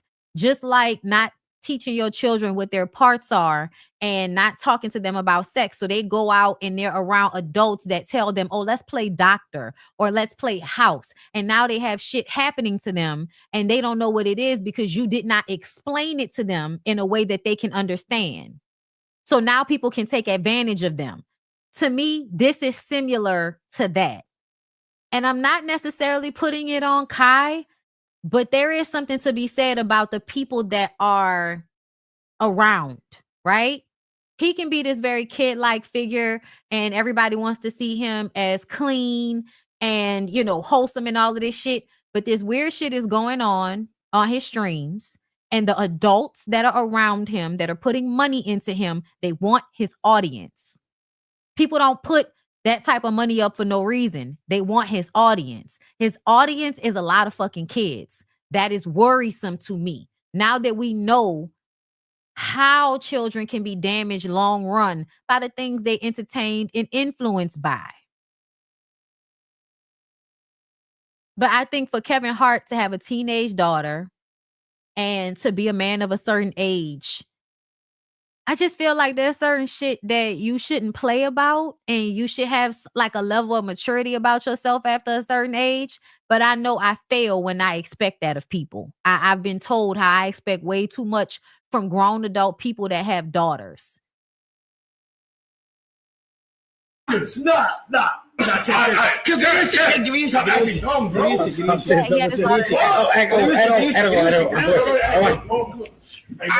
this nigga is not on live stream. Ruby? No, we're not live. We're not live. Listen, we're not. Ruby, seriously. First of all, we are. But second of all, we only have two questions. This nigga lame. Shut up. Man, shut up. That's your problem. That's your problem. No, Kevin, look at the last text that Drew just sent. Okay, let's see. Oh my God. Y'all, I'm sure that Ruby is in on it and all of that. I'm sure. But I still think it's weird as fuck, y'all. I'm sorry. Ruby, I'm gonna check it. Listen to my last question. Here's a question. This is it. We had a real big debate, and I said Drewski looks like this if he has sex. I said he has sex with his t-shirt. Yeah, Winnie the Pooh. Is that true? Hey, look, is that true? Okay, look, I don't know your past. I don't need to know. But if there's a world where you can confirm or deny that he has sex with his shirt on and no bottoms, you really take the fucking internet and you solve a big crime. Right? You don't gotta put the fucking picture up there, nigga. She already seen it. Y'all, talk to me. I'm sorry, that nigga do look like Winnie the Pooh. And the way he fit his clothes. You know what I'm saying? Like, yeah. I'm not gonna put his business. And then by calling him Winnie the Pooh, like we talking about something sexual and you saying he looks like a kid's cartoon character. Do we see a theme? Out there. Exactly. He lame as fuck. Okay, Ruby. He lame as fuck. Okay, Ruby. Check when he last texted her. Check when he last texted her. Oh my God. It's your fault. They lame as fuck. He's embarrassed. Check. Are you sure we can look at this text? They trying to fuck. Okay, we're gonna look. They ain't trying to fuck. They trying to fuck. They trying to fuck. Type in Ruby. Okay, wait. No, he doesn't have a name. He has his Ruby name. right there. No, he has her name under my everything. What Nigga, I swear to God, I don't. Nigga, on my mama, I don't. Nigga, it's not. What did he say? It's not. Okay. Miss you? Nigga, I swear to God, I ain't say that. She said that. Nigga, I swear to God. By the way, that's our target number right there. Yeah. We're going for 1,084,000. We're gonna fucking do it. W chat. W chat. Wait. What was he trying to do? I thought y'all told his daughter. He tried. I was trying to explain. Wait, you just trying to talk to her? No. I was trying to explain to him that Melly is his favorite rapper. That is what. Bro, I got murder in my mind, bro. Melly. Stop that bullshit, bro. Watch out, Dad. Watch out. That I'm sorry. That would be weird. I thought when she said, I was like, Melly, that's weird. You trying to talk to my daughter? No. I promise you. I'm also 20. Heaven? Yeah, that's what I'm saying. No. Heaven, shut it down. Let your father handle this. Bro, what are you talking about? Let me handle this. Aren't you getting cool? In a second, but I need to handle this first. No, that's a YN, bro. That's a YN. I need to make an example on these. Oh, I bet. My bad, bro. No, that's the thing. You got it. As a father, I'm sorry. These niggas look like kids. father blood, I need to make an example. You understand me? I need to make an example, bro. Chill, bro. Chill. Nigga, he's a YN, nigga. He's a YN, bro. Oh, you gonna take it there? I'm getting the pool to calm me down. Kev, open the gate. But yeah, no. I mean, all the celebrities he's had coming on there, like, that's not a surprise that he made it to 1 million. Shit, I ain't gonna lie. I thought he already had 1 million followers the way y'all post that nigga every other day. They are kids, Bonnie. They're 15 and 19. Yeah. We're just gonna wait and see. Speaking of weird niggas that like to groom people, your favorite weirdo, creepy ass uncle who acts like he's woke. I'm a savage. Whatever I want, I'm going to get. Whatever I want, I have to get. Can't stop. Won't stop. Well, y'all, Cassie put out her paperwork on this nigga because everybody, you know, Carisha and Carl Thomas and all of them was writing to the judge to try to get leniency for Sean. Well, the prosecutors are asking for 11 years, and I actually would love for him to get that. I actually would love for him to get 11 years. Because I would like for him to have to go sit the fuck down somewhere. I also feel like it would be enough time to maybe weaken his pockets a little bit if he's in jail, because if he's not out making that money, you know, did he act like he's not? But he's still one of them people that had to work for their money, like at some point. Like, yeah, a millionaire, billionaire, all of that shit. But the rest of that be tied up in the business. Okay, it should be tied up. That's not liquid funds. And he's spending a lot of money on lawyer fees. He's got a lot of court cases coming up. And to be honest, I think he should go sit his ass down in jail for 11 years. I honestly feel like he deserves that time and more. And that goes all the way back to 1991. I'm sorry, y'all. The gross negligence of them people dying in that building the way that they did. Him allegedly, based on what that lady said, shooting her in the fucking face. Like, y'all like to forget about all of that shit. But to me, I don't care how long ago something was. I don't care how long ago something was. He should have got way more time. And if y'all didn't know, in 1991, Puff threw like a benefit basketball game type of situation. He oversold the tickets. And I believe 9 people were murdered and trampled. And if you watch it, there's a documentary that covers like his long history of getting out of trouble for shit that he's absolutely responsible for. But like the video because they had video of it showing how everybody was packed in the entrance of this gymnasium and there was nowhere to get out. People died. People died in the most fucked up way possible. To me, that's a very fucked up way to die. Like being smushed, being trapped and smushed in with a whole bunch of people and dying because of a stampede, people stepping on you and, breaking bones. Yes, 9 people died. Yes, I think that's the documentary that's either on Hulu or I don't know, YouTube. There are a whole bunch of documentaries. I can't keep up with which one is which, child. But the one that I watched that was really good might have been HBO Max or some shit like that. That one, yeah, I'm sorry. Like, he got away with a lot of shit that he shouldn't have got away with over the years. And I think that when people get away with doing terrible shit and we know about the shit they got away with, they've done worse shit in private. Yeah, they were suffocated. It was terrible. It was terrible, y'all. Watching that, like, I remember I had to like take deep breaths while I was watching it because I will automatically like feel like I myself am starting to feel like I'm getting closed in. So 11 years, I think, is ideal. I think that might it's not ideal, but it's great. That's a good amount of time to allow him to age. It will also, I feel like, weaken his hold on society. And we'll just see who's left in 11 years still holding on to, the bad boy, narcissistic train ride that everybody that works for him is on. But yeah, it was very similar to the Astro World situation. And I'm going to tell y'all, I know it sounds like a conspiracy theory, but now that I know what I know about how this world works, whether people know that they're doing this on purpose or not, when a whole bunch of people die like that, and I'm not going to say by the hands of an artist, but it's done in a way so that the artist can continue to make money, that type of life exploitation, I feel like, is a sacrifice to the earth. I feel like that type of blood on the ground, whether they know it or not, whether they, you know what I'm saying, whether people recognize it or not, that many lives being lost in that direct way, I do feel like it was a sacrifice. It is why one's career would catapult when they themselves have no real talent. Yes, they can see talent. A lot of people can recognize talent. Doesn't mean that they should have billions of dollars just because they can recognize talent. Somebody would eventually become a billionaire under said circumstances through spiritual warfare and blood sacrifice. And I know people think that it's not real and all of that, but based on the way this country has moved, like the way we've seen things take place, you can't have blood seeped in the roots of your soil and think you're gonna grow shit that's not poisonous. Like, we see how shit is happening right now in real life.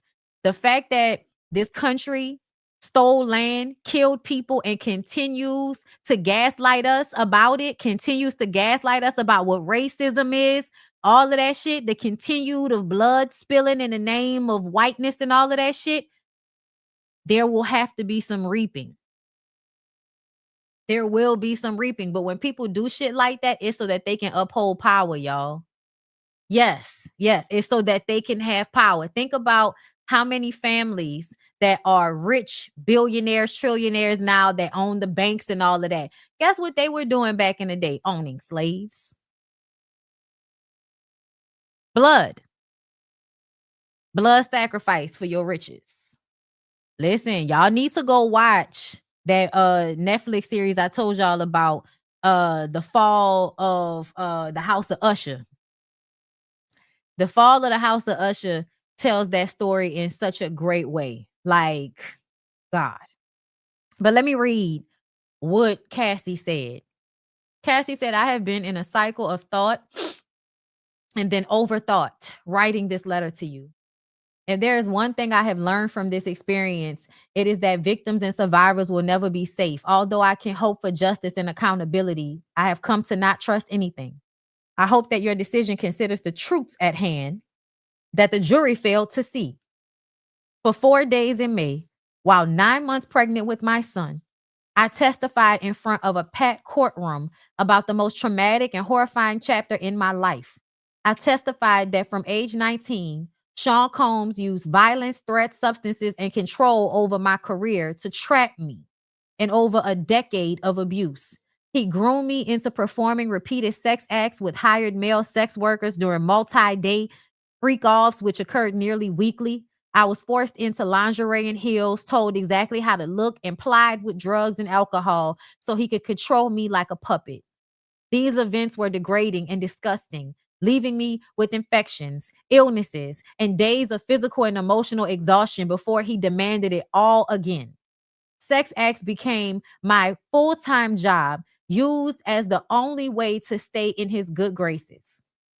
I testified that I learned to read Sean Combs' signals, knowing that when he spoke of freak-offs, he was demanding them, and that refusing meant punishment, losing my car, my phone, or worse. He controlled every part of my livelihood and threatened to destroy my reputation by leaking sex tapes, a threat he repeated often. His power over me eroded my independence and sense of self until I felt I had no choice but to submit.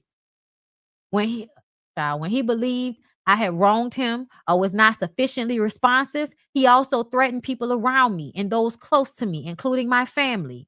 I regularly worried that displeasing him meant putting my family and friends' safety at risk, which to me she proved when they were able to prove that paper trail of him extorting her parents and then sending the money back.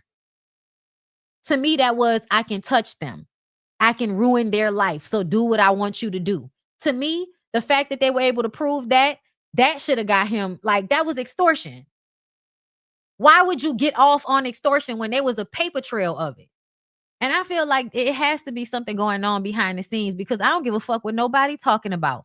They had financial records to prove that this nigga was doing illegal shit with his money, which should have covered a lot of the statutes that are involved in the RICO.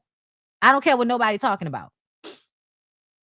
But maybe they got him, let him off, slap on the wrist, and now he giving up information they feel is valuable. But I don't think that nigga need to be allowed to, be walking around outside with everybody else. I don't. Okay. She said, I testified that I learned to read. Hold up. I read that one. Okay, last one. I testify how beyond these threats, Sean Combs frequently used violence to get his way. Over the nearly 11 years we were together, Sean Combs would hit me, punch me, stomp on my face, pull my hair, throw my body to the ground and against the wall. The jury saw pictures of bruises on my back from Combs kicking me and saw the deep gash over my eye he caused when he slammed me into a bed frame. The entire courtroom watched actual footage of Combs kicking and beating me as I tried to run away from a freak off in 2016. People watched this footage dozens of times, seeing my body thrown to the ground, my hands over my head, curled into a fetal position to shield me from the worst blows. This physical violence caused bruises that makeup artists paid by Sean Combs would cover up, as well as permanent scars all over my body.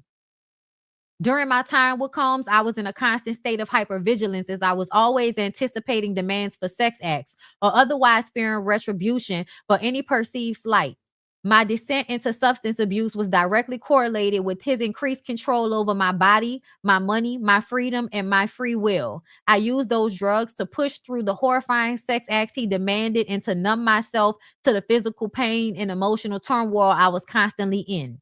While the defense attorneys at trial suggested that my time with Combs was akin to a great modern love story, nothing could be further from the truth. Nothing about this story is great, modern, or loving. This was a horrific decade of my life stained by abuse, violence, forced sex, and degradation. Bitch, come out with that book. That's what you need to do.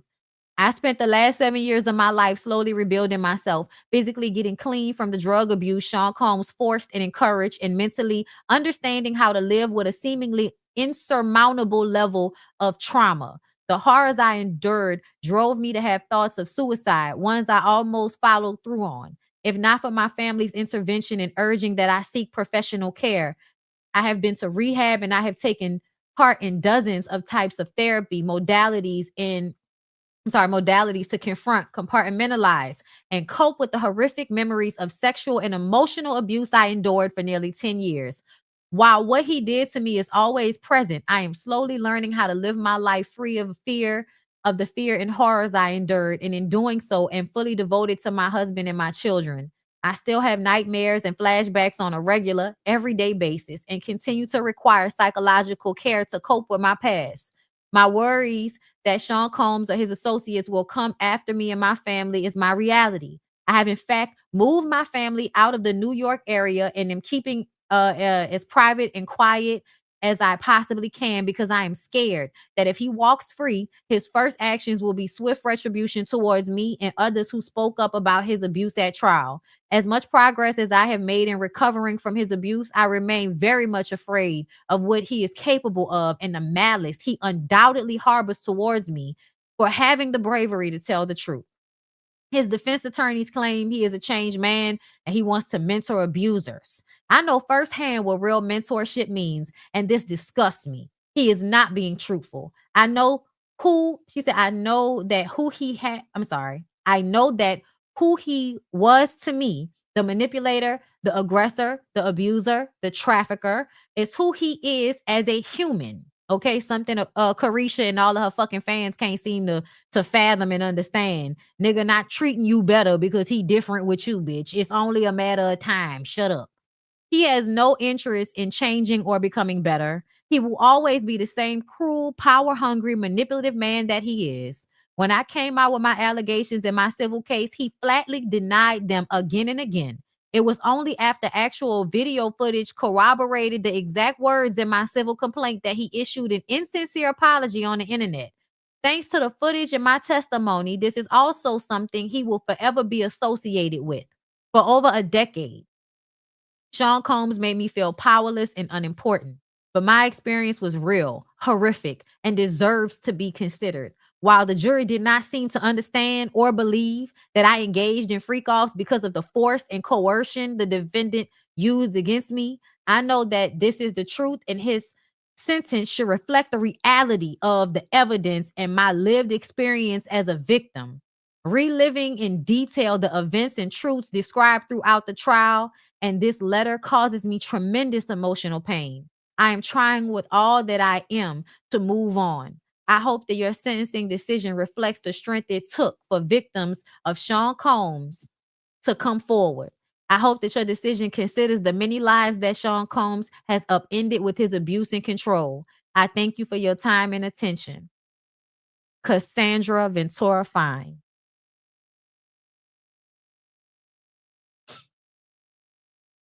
I support Cassie. I support Cassie. And I really hope they take this into consideration, because I'm going to tell y'all right now, I don't give a fuck what you talking about. If a nigga could kick a bitch in the head, he could do anything to her with no real reverence for her life or the damage he would do to her. Like, to actively do that to somebody, like, the way y'all are online, not y'all, but y'all acting like this nigga not who we think he is and all of that, like, that's why I said I want Carisha and everybody else to please shut the fuck up. Please go ahead and live out your journey, which will probably be some sad TV One movie at some point, showing us how you basically had all of this acclaim and all of this opportunity, but you wanted some psycho ass nigga instead. And so your life went downhill after that. Child, I don't know how many times we've seen Carisha's story. Bottom bitches always end up somewhere smoking a cigarette, looking older than they are, telling a sad story about how dumb they was. I wish y'all would pay attention to what the older folks be telling y'all. I'm gonna pray for the people that's involved though, because I sincerely feel that way. Diddy stylist urges judge to deny leniency, says he's shown no accountability, and declares judge, this is not a good man. Girl. Listen. Judge, this is not a good. I know that fucking judge is tired of y'all today. Child, that judge is down there somewhere laughing his ass off at this, like, just the way they pop culture is entering the chat, y'all. It's very, very interesting. All right, y'all. Let's get into it. I might be here for a little while if y'all don't mind, because I ain't really that finished yet. I got, we got to get through this, and I want to get into the Cardi and all of the shit. I got to make sure I'm up to date and all of that. But I did want to talk to y'all about what New York said. Really do resonate with non-binary, because I feel like we are so dual without even recognizing it, because it takes two sexes for us to get here. So some days, I may feel a lot more masculine, and then some days I'm super feminine, and that's okay. So, the first time I've ever really kissed a girl, I think it was in like junior high, and I knew, and that was fine. Felt good. It felt right. It has to happen at some point. You're going to come out of that closet. And once you do, it's like, okay, wow, this world is open to me in new ways. And sweetie, shoving me back in the closet is never going to be an option. And I have to say it. I'm not able to not say anything. I feel like if I didn't have such a strong connection with the queer fan base that I have, I don't know if I would still be in the game as prevalent as I am. They keep the HBIC alive. So, y'all in the comments, y'all are very upset, obviously. Like, I'm going to get off these comments because that's the spiritual word, which nothing spiritual about. Okay, they are toxic people. It's on site is also toxic, but I like them a little bit better. They don't put spiritual in their name and try to act like they not as down in the gutter as they are. That's the devil confusing her with that mess. 0 post. Pay attention to when people have 0 posts. That's not your real page, ho. Let's see. If you know her, y'all know she's trolling and playing dense like always. Okay, well, I'm sorry. I don't know any of these people personally. So if they get on the internet and tell me something like this, I'm going to believe them. Especially because, I know y'all be so upset when I call folks gay. But the reason why I say that is because she fits the archetype of a certain type of black woman that I tell y'all about is gay. The DL girls, they're bitches. The DL girls are like miserable, bitter, mean ass bitches. Okay. So when y'all find women out there that just always got to act like they got a problem with a woman and all of that, it's probably because they want to fuck the woman and they just don't want to admit that to themselves. Okay. Child, I know somebody somewhere they so upset because they hate these conversations. And I was just like, you should ask yourself why. Why does it bother you when I tell y'all that people are gay and these are the ways that they're hiding it, but it's still showing? I don't understand when people get so upset about that. I don't get it. And I can only assume that it's because it makes you uncomfortable to know that so many people are gay. And you should ask yourself why that makes you uncomfortable. It has nothing to do with you. So I don't know why it makes you uncomfortable. But to me, I have very much encountered women that I feel like they don't know whether they want to fight me or fuck me. It is the weirdest thing. Okay. Nicki Minaj, I feel like is another one of those. And I think that that's the reason why she moves with them girls the way she does. She acts like a man that is basically like, you have to suck my dick in order for me to help you in your career. And then you suck her dick and then she still don't help you in your career. That's what Nicki feels like to me. She's very much adopted the way men use their sex as a tool of power in the music industry. Okay, I feel that way. Yes, Marlo Hampton, especially because Marlo is one of them ones that was always worrying about another one. Shekinah was one of them. Okay. Yeah. So to me, this actually makes a lot of sense to me that she would come out and say, Tamar, it's a lot of them, girl. It's a lot of them that I feel like the church and whatever their parents did to them in their early life has a chokehold on them. But they really do want to pitter pat on coochie. They do. They want to try it out. They want to see what it's hitting for, but they feel like that's wrong. And they don't want to do. They black women and God and Jesus and homophobia. And they real tight. You know what I'm saying? They real stuck up and all of that. But no, it be given that they gay. It be given on some level that they gay. Okay. So yeah, I thought this was interesting. And I do understand what she meant when she said like non-binary, because there are days where you feel more girly than other days. Some days I'm more earthy. Okay. Sometimes I might give a little twinge of a stem, but I'm not. Okay. I'm a feminine woman through and through. But ultimately, yes. Like, why do I have to put myself in a box? You know why? Because I already know how y'all hoes think about me.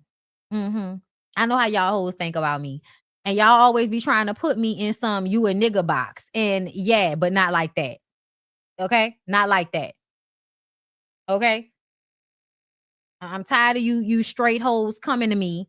Okay? Thinking I'm about to flip your burger and all of that, bitch. Go ahead and find somebody else to play la la with. Okay? Child, all of the married to medicine people. All of the married to medicine people. Most of them hoes down there in Atlanta. Okay? Child, if Alicia Keys ever comes out the way I'm going to be sitting there like Sophia Petrillo, I know it. Okay? Phaedra, she's another one. Okay? Listen. So yeah, I feel like this actually matches because yeah, it gives, like, why else would you be running behind Flavor Flav? Why would you always seek out men that are unattainable and that you probably are not really, really attracted to? I feel like on some level that's because you don't want to deal with what you're actually attracted to. Okay? Which is coochie. Okay?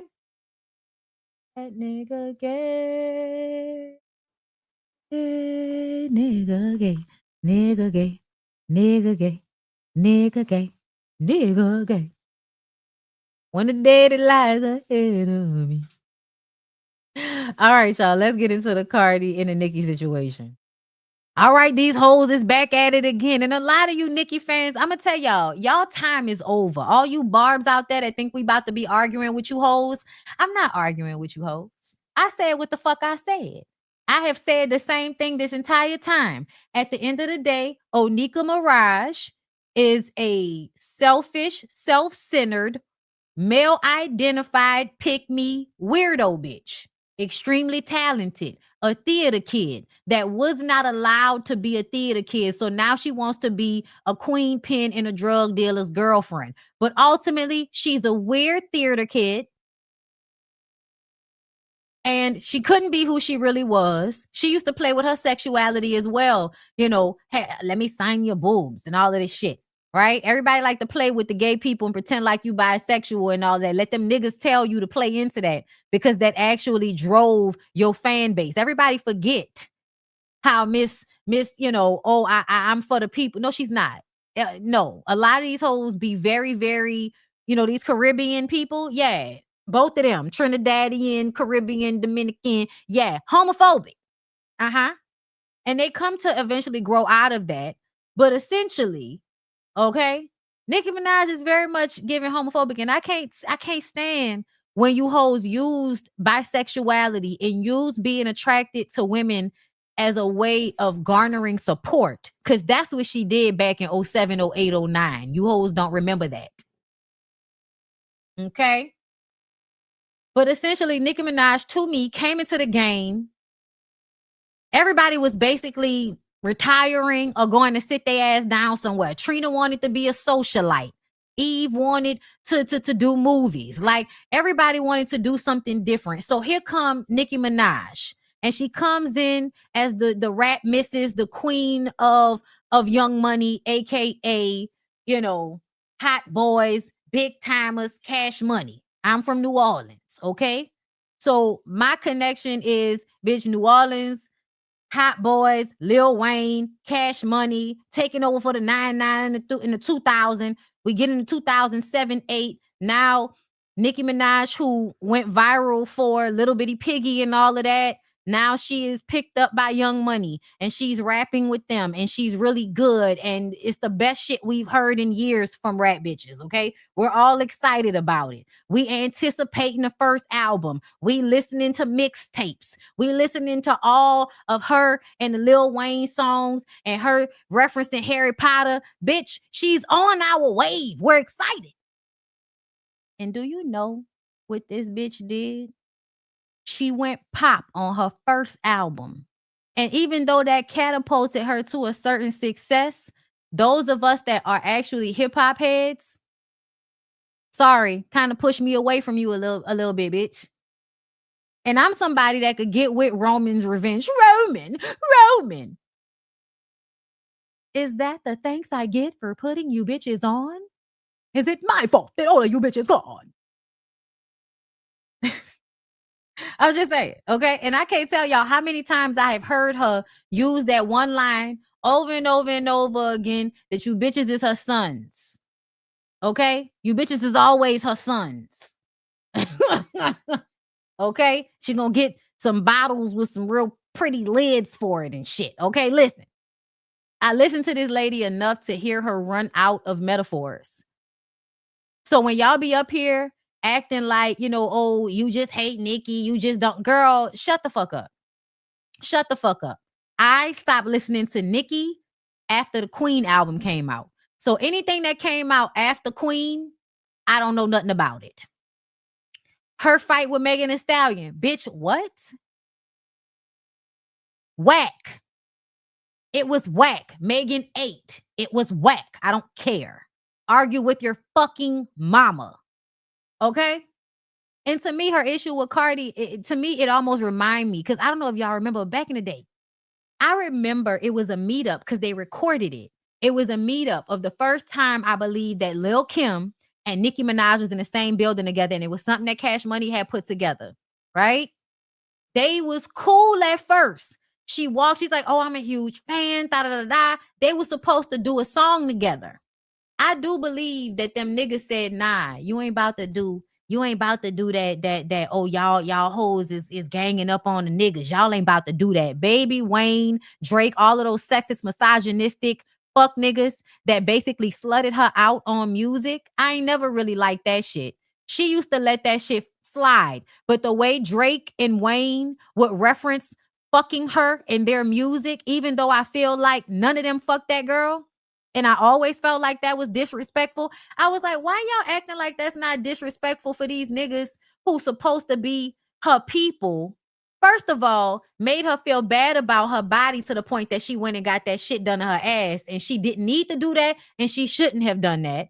Then I think they put that battery in her back to make her feel like you need to be the only one. You don't need to be like Kim and them. You need to be the only one. I think they influenced her to take that approach. And at the time, it worked because she was the only one that was really still out. So she blows up because she is talented. She's working her ass off, and she has Cash Money, Young Money behind her. At the time, Wayne is the biggest fucking rapper alive because Jay-Z didn't pretended to retire for the second time. So at this point, she has everything that she needs to become who she became, right? Something happened. You gave Kim your ass to kiss, but yeah, you would get up there on interviews publicly and say, oh yeah, Kim. But it also felt like, what else were you going to say? You were straight up stealing from her. Your fan base, the Barbs. Who was the first person to call themselves a Black Barbie? I'm sorry. That was Kimberly. Now, Kimberly may not think she's Black anymore, but back then, Kim was the first person to put herself in a fucking Barbie encasement. Okay, I will never forget how much we was watching her and Cisco in that goddamn video. How many licks does it take till you get to the center of the okay? Knew that shit by heart. Okay? Designer pussy. My shit come in flavors. All right? So, and also Kim went to jail. That's another thing. Because even though I feel like Kim is a self-hating Black woman that wishes that she was Latina, that bitch was real.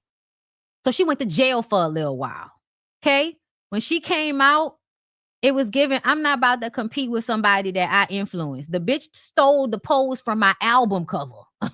Okay? If I was somewhere in a blue wig, here she come with a blue wig. If I was somewhere with a pink wig, here Nicki come with a pink wig. So y'all can, and this is the thing that always pisses me off about Barbs, because I can remember how many times I used to be arguing with y'all hoes because y'all like to have revisionist history and act like Nicki Minaj just grew out of the fucking concrete out of nowhere and did not get most of her fucking swag, most of her image from old Lil Kim ads, old Lil Kim albums, everything old Lil Kim, she basically took, reimagined, and then turned it into her own thing. After she was done raping Remy Ma style, okay, because y'all can say what y'all want to. She's a theater girl. She's a fucking actor, and she's good at rapping and writing. But essentially, she has been going through her career hijacking people's swag.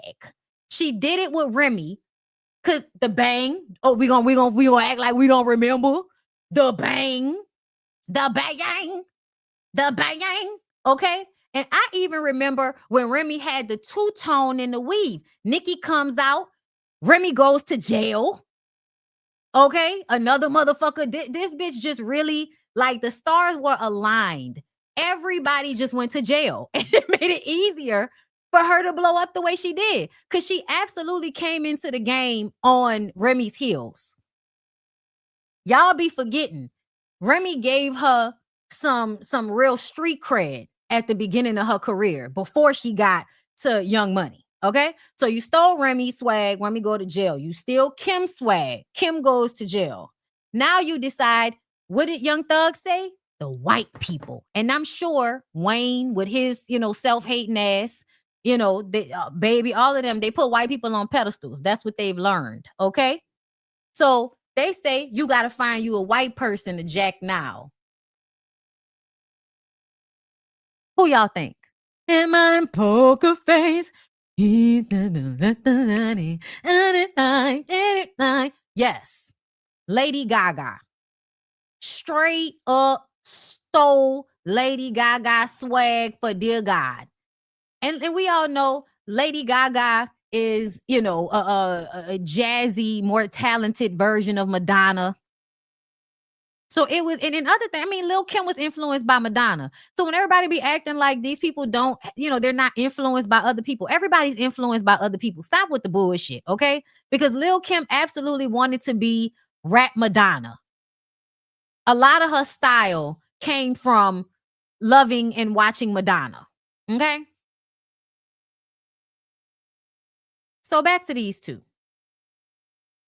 Now that we understand what happened with Nicki and Kim, okay, now understand the reign that had to come to an end because all great ones have to, step down and give it over to the next generation. 15, 16 years later, that's the next generation, bitch. You 10 years older than Cardi B. Y'all hoes wasn't in high school at the same time. Y'all are not from the same era, but y'all are from the same place, right? Y'all from New York, and y'all are both Caribbean versions of people, okay? Caribbean American versions of people, right? Y'all have a lot in common. Y'all could have came up together and it would have set everything off. But at this point, Nicki's mind, I believe, has been rotted by the mindset of the men that she came up around. Drake, Wayne, Baby, all of them niggas, they're very successful, yeah. But them niggas is not all right in the head. They not all right in the head. And I feel like the way they treated Nicki over time, she internalized. And what happens when you are a woman that hangs with a lot of men is you feel like you have to prove that you just as much of a nigga as they are.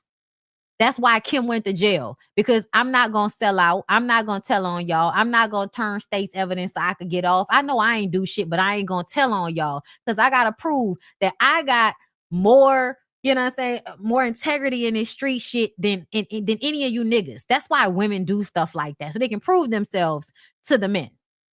Hoping, praying that means the men will then see how real and how loyal and how down they are and value them for that. But that's not how that happens. You do all of that for men and they still will get on the record and told everybody that they fucked you, even if y'all didn't.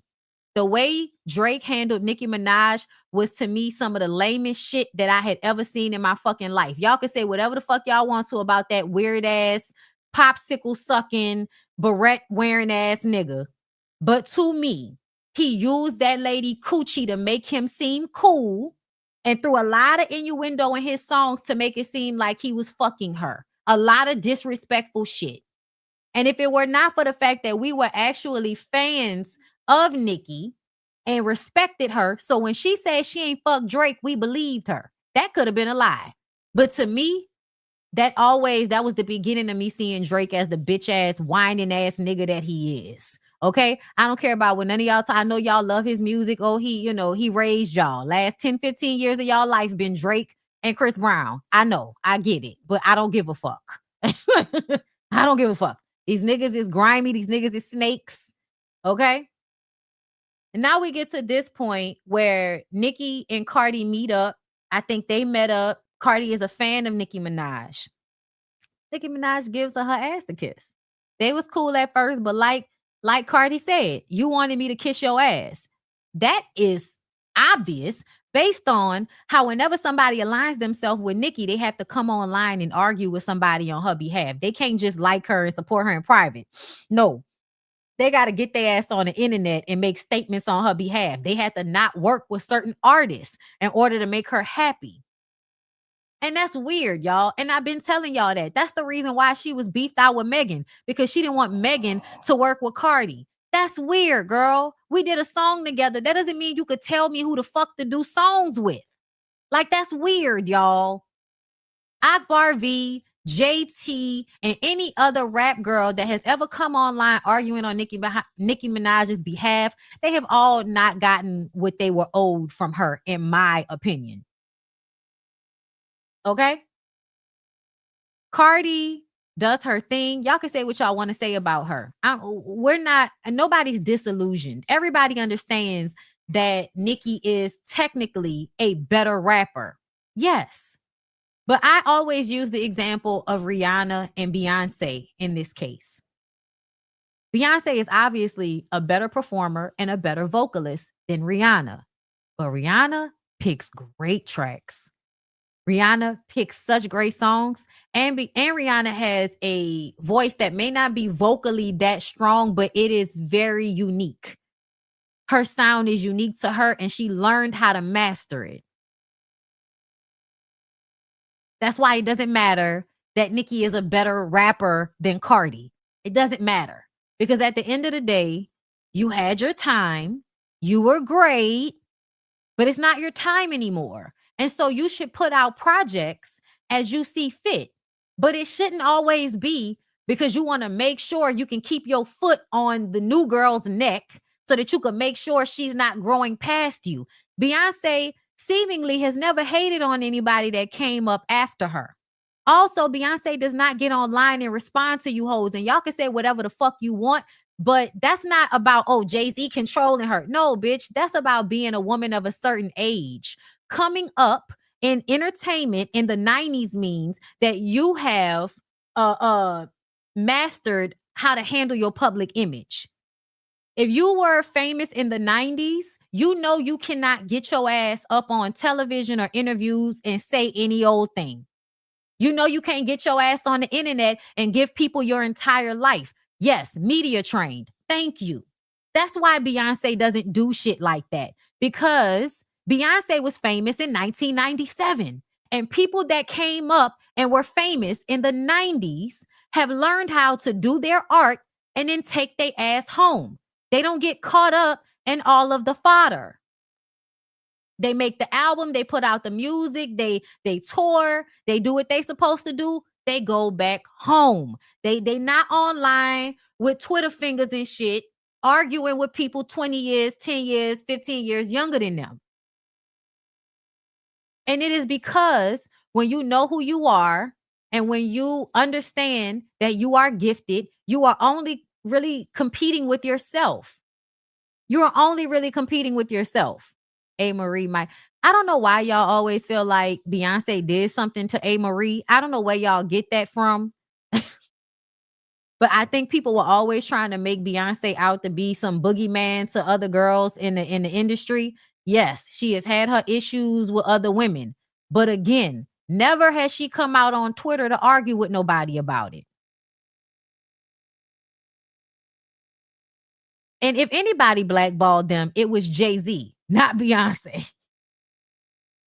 Okay? But either way, in my opinion, Nicki Minaj does not handle her crown in a way that supports her. She doesn't represent herself in a way that supports that she is a queen. She acts like somebody who's insecure deeply. She acts like somebody that doesn't know who she is. So she is always feeling fear and insecurity around whoever the next person is. And that's not how that's supposed to go. Y'all ain't never seen Whitney Houston hating on a bitch that could sing. Okay? Because back in the day, being the special artist meant having grace and being welcoming to the people that were coming in behind you. That's why Kim was like that. You know what I mean? Like a lot of them girls, no, they did not come. They knew that men were trying to pit them against each other. So they actively made it a point to not allow that shit to happen all the time. Y'all can act like Nicki is not the, I stand on my own, fuck these hoes type woman, but she is. She's a pick-me of a different caliber, but her and Cardi are both pick-me's of varying calibers. Okay? Now let's get into what happened. All right? Nicki started posting because Cardi came out with an album. I'm sure she heard some shots that Cardi threw to her in an album. That's what happens, right? Why not just go ahead and put, wait. Don't say nothing online. Don't say nothing on Twitter. Have some self-control. Get your ass in the studio and just make the music and let the music speak for you.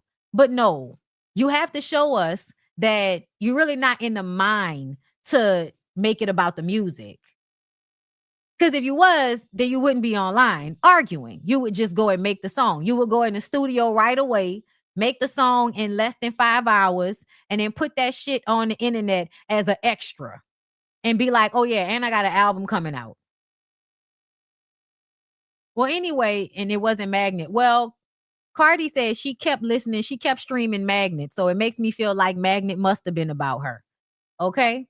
Also, I want to tell y'all in the comments, I will not take any A. Marie slander. Okay. I don't care what y'all say. I love A. Marie. Her album, All I Have, is one of my favorite albums of all time. I know it front to back, back to front. It plays no matter the time. No, live performances are not always A. Marie's strongest suit, but energetically, the woman is magical. And that's just what it is. Okay. Let's get into this. Despite false reports, Nicki Minaj is the only female rapper to have an album cross 200K units, because it came out that Cardi's album went platinum, right? And it was supposed to be like she's the first artist to ever go platinum so quickly. A lot of people feel like that's not fair because she used old songs. Let's go see if it's true. Google.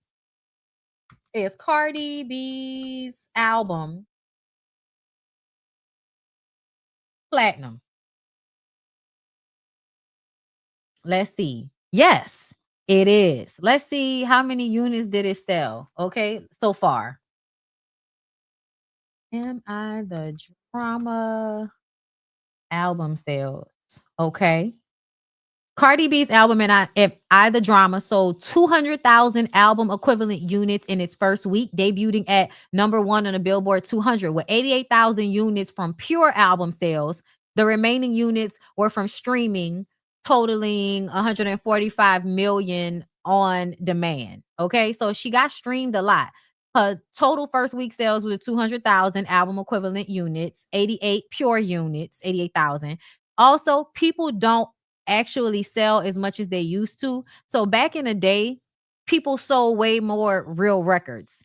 Honestly, the way Cardi did her rollout was reminiscent of the way people used to do advertising for albums back in the day. You see them all over the place. There's a media blitz, interviews all over the place, them popping up, doing little shit to show you. Like it was, yes, Cardi B had an excellent rollout. She worked herself into the fucking ground, if you ask me, popping up on subways, out there in the street. Like, listen, she was selling that shit harder than crack in the 90s. And I'm not mad at her because I just go up for a girl that's going to work for it. And I feel like she worked for it. And I've always been a fan of Cardi, no matter what anybody has said. I've heard her music getting better. I know she is a real music lover. I have listened to her rap other people's songs. She knows other people's songs. Like the girl is, you know what I mean? Like the girl cares about her music. Even if y'all feel like it's not the best music, the energy she puts into it makes me feel like she absolutely cares about it. Okay. And I've always felt like that since the mixtapes. Let's see. Streaming equivalents, 110,000 units derived from the 145 million on demand streams. Track equivalent units, 2,000 units. Significance, the album debuted at #1. Biggest week for a female rapper in 2025. Okay, so it's saying that she actually did land #1 and she did sell. And I know a lot of people like to compare her and Nicki in their sales. And I wish y'all wouldn't do that, because let's see which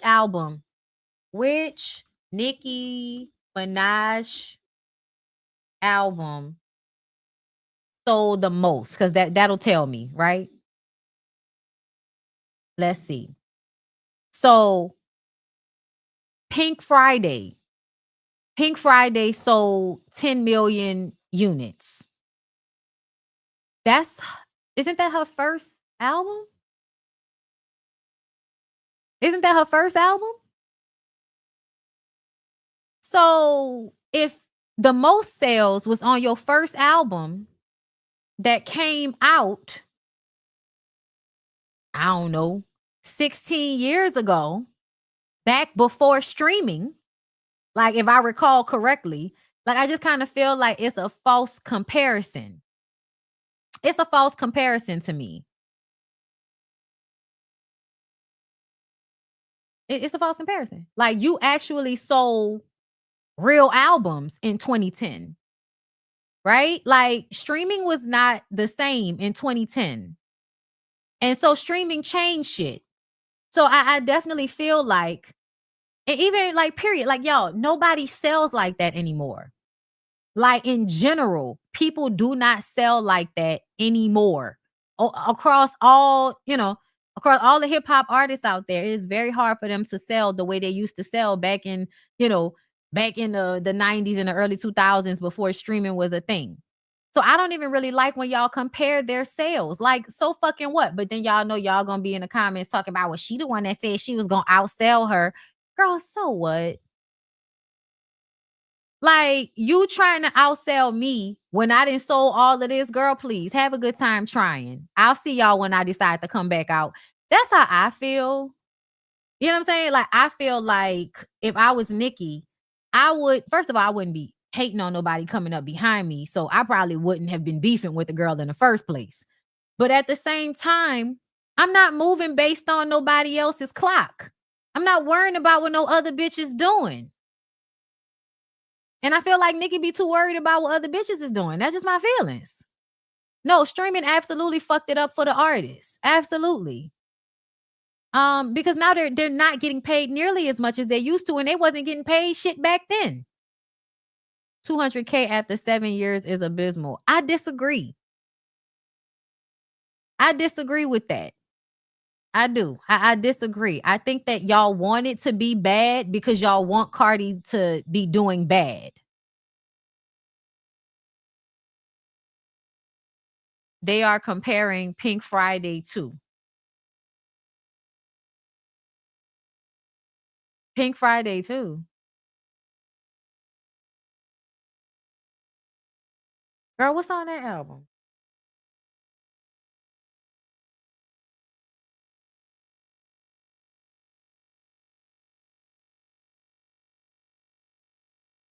So it honestly looks like they didn't do much different from each other.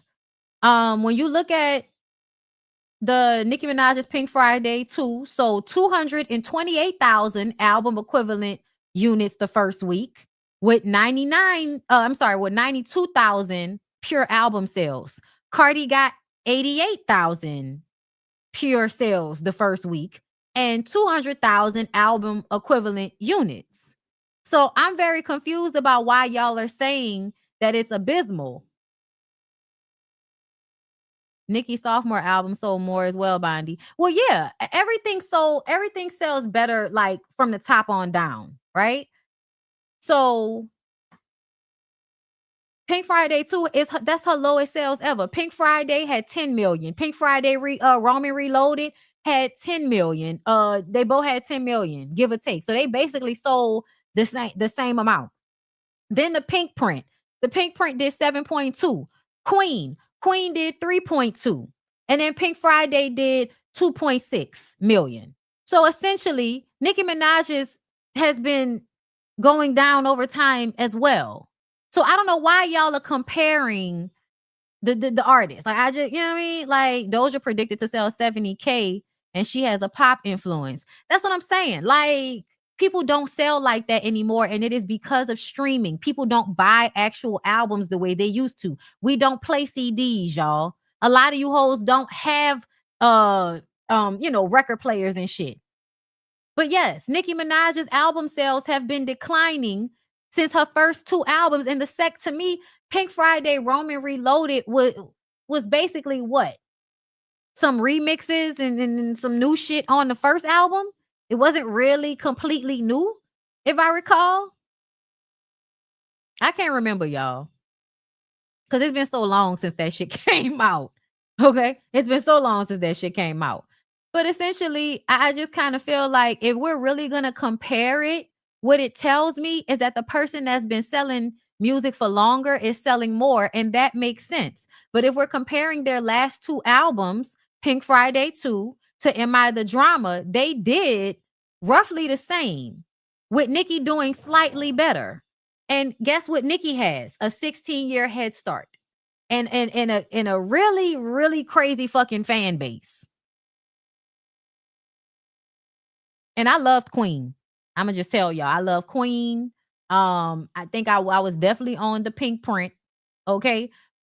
They'll, remember when she was still fucking with that nigga Meek Mills? I was on that album too. I remember that shit because that's when I found out with the K Michelle shit. Nicki Minaj and K Michelle. Y'all remember that? Over the years, y'all have forgotten how many times Nicki, I feel like, has kind of like gone out of her way to make life hard for another woman. Like, I feel like we have heard that several fucking times. Okay. But now that we've looked at the album sales, the person in my comments that said that Cardi's record sales were abysmal, I'm just kind of like, well, if her record sales are abysmal, so are Nicki Minaj's, since they roughly sold about the same, give or take 30,000 units. Okay. The difference between 92,000 and 88, I'm sorry. Yeah. The difference between 88,000 and 92,000 is not that much. Just in case you were wondering.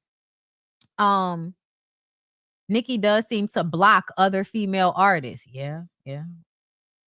So Nicki was posting all of this shit, basically saying that bitch didn't outsell me, which again, why do you care? What are you doing right now? We ain't heard from you in a month of Sundays. Why do you care if they lying and saying she outsold you or not, when at the end of the day, as an artist, you outsold her a long time ago, bitch? Like, she's never gonna actually catch up with how much you've outsold her, because you were big at a time where you actually sold and moved real units, which is why you sold 10 million records. Okay. All the way down to 2 million records. So they said she said, she reposted, they that wait on the Lord shall renew their strength. They shall mount up on wings like an eagle. Soar, they shall run and not be weary. They shall walk and not be faint. Girl, I don't know why you quoting Bible verses to us, because this makes me feel like, so do you think God love you, but God don't love Cardi? That's weird. Damn Billboard. I mean, I'm winning, but I'm still bored. Like, then she came out and did this. And if you was following me on TikTok and Instagram last night, I was giving it to y'all as it was happening. And it was very funny and enjoyable for me to do. So I'm going to do it for y'all up here.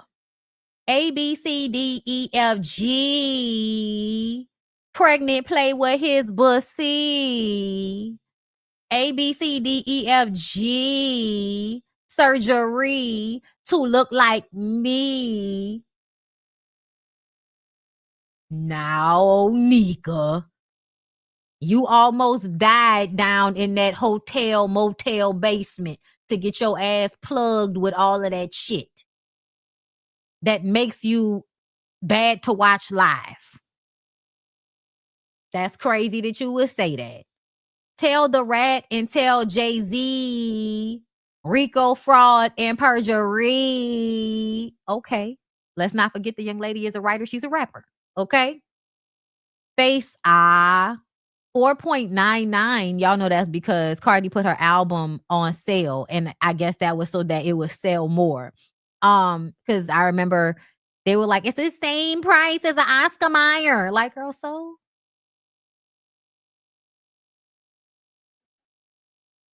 ABC, like, y'all, so y'all mad because she discounted the album to help the poor people. Like, the times are hard.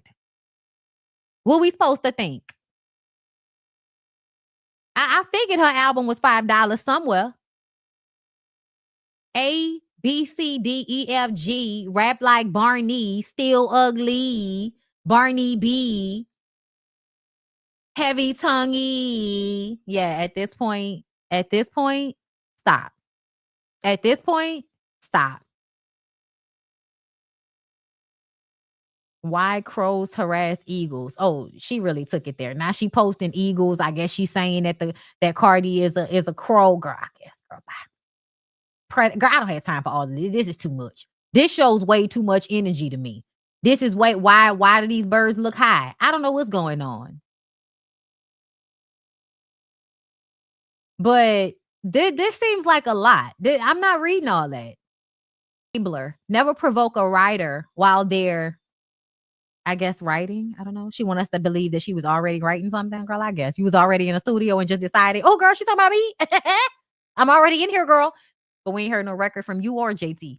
Don't try to back out now. What she said, you joined the game as a willing participant. First of all, I don't like that language, Nicki, that willing participant language, because now I'm triggered because y'all kept using that when it came to Cassie and the Diddy trial. Everybody that got assaulted was a willing participant. Yeah, all you hoes work on my nerves.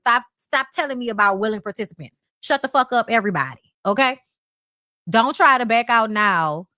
March 27, 26. So we got to wait all the way until March next year for you to drop this. That's why you should have stayed quiet. That's why you should have just stayed quiet and did it. Because you look stupid, right? Like, are you think we're going to care?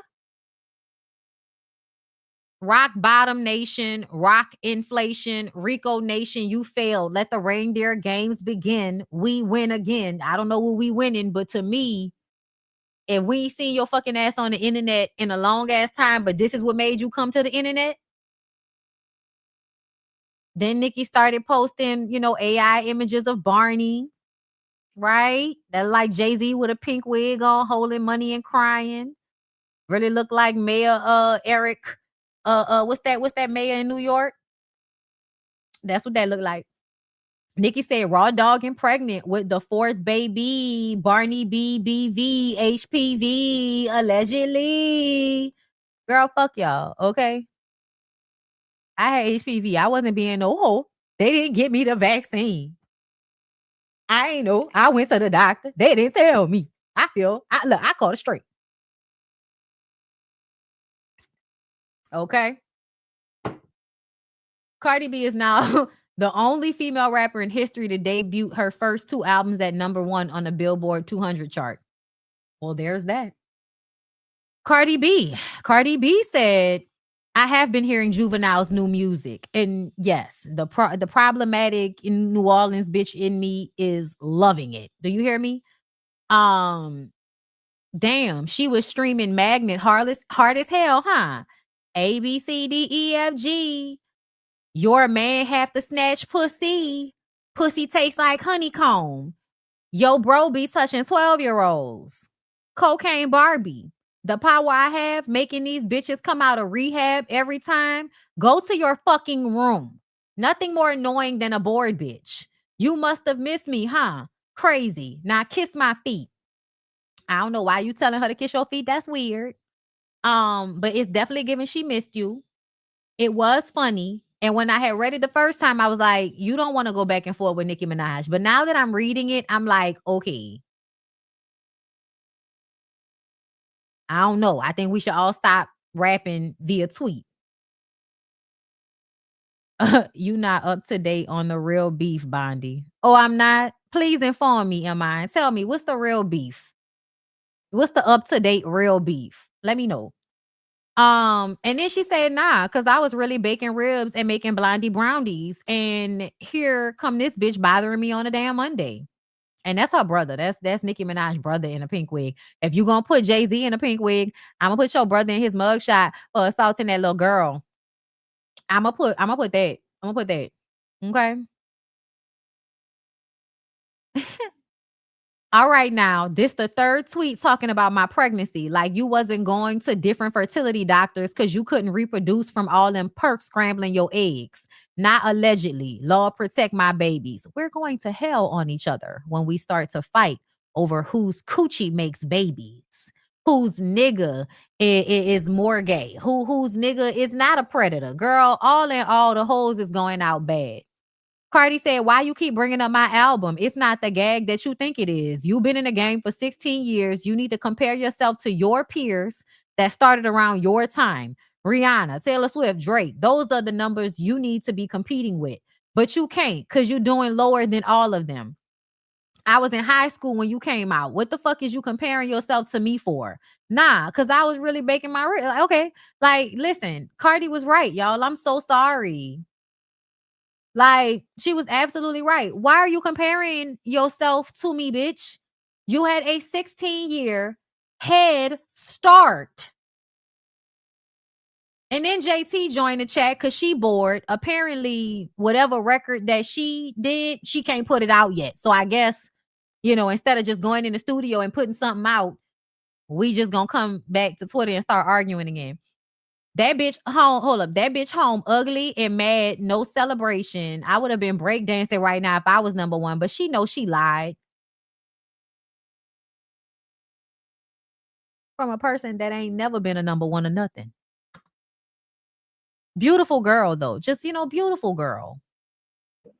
And they keep calling Nicki they keep calling her ugly because she had all that surgery done to herself on her face and stuff, which translates to you felt bad about your looks.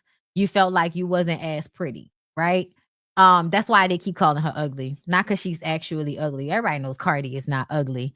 And I actually was sad last week when I saw them putting JT and Cardi together, calling both of them ugly. And I was just like, I hate that we do this to each other and we do it to ourselves. We pick ourselves apart. But to me, this right here will always be the reason why JT should shut the fuck up. I got on this live, right? Because we finna promote this song. I already knew you was going to get into some things. I'm not getting into some things. Don't do that. Okay. Hold on. Because all right, you know what you're right. You know, damn, don't do that because people always do that to Sages. So it's a Sag rule. Yeah, so we ain't gonna do that. You can't don't put negativity on us. You're right. You know that. You're right. We can't even tell a joke. Yeah. It's gonna get turned into something. How you doing? Yeah. So don't do that because I promise you. First of all, number one, this is not Queen Radio. And number two, girl, I will never forget JT reciting that old rap that she did when she was younger because Nicki just had to embarrass her and make her kind of, kiss her feet. Like that's what it was given. Like you wanted JT to embarrass herself, self-abandon. Like you wanted her to play herself out for your, for your loyalty, for your support. And I have always appreciated the fact that Cardi came out a long time and said, no, bitch, I'm not kissing your ass. And that's because I'm that type of person. I work my ass off. I'm not kissing nobody's ass. That's not how this works. I'm either going to not do a lot of work and kiss ass, or I'm going to do a lot of work and not kiss ass. But I'm not going to do both. Okay? She won Barb's on her side. Nicki paid her dust again. Her album outsold Your Career in 10 days. Wow. And I wouldn't say a word if I never had a number one before, lapdog. JT City Cinderella debuts number 27. I didn't even know she came out with an album. They said she only sold 26,000 units. And I think that's because you don't have the same work ethic that even Cardi has. You want to sit there feeling like you better than her, but she willing to work harder than you. Because where were you? Where were you? Somewhere up under that little nigga?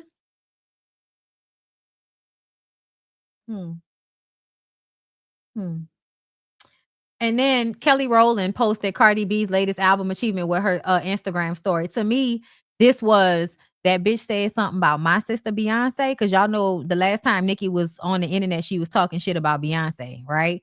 All y'all barbs was fucking quiet. I ain't hear y'all saying a motherfucking thing. Now Barty and Nicki going back and forth, and now all of a sudden here come the barbs wanting to argue on her behalf. Bitch, y'all was quiet when she was talking shit about Beyonce. Why y'all can't stay quiet like y'all was then?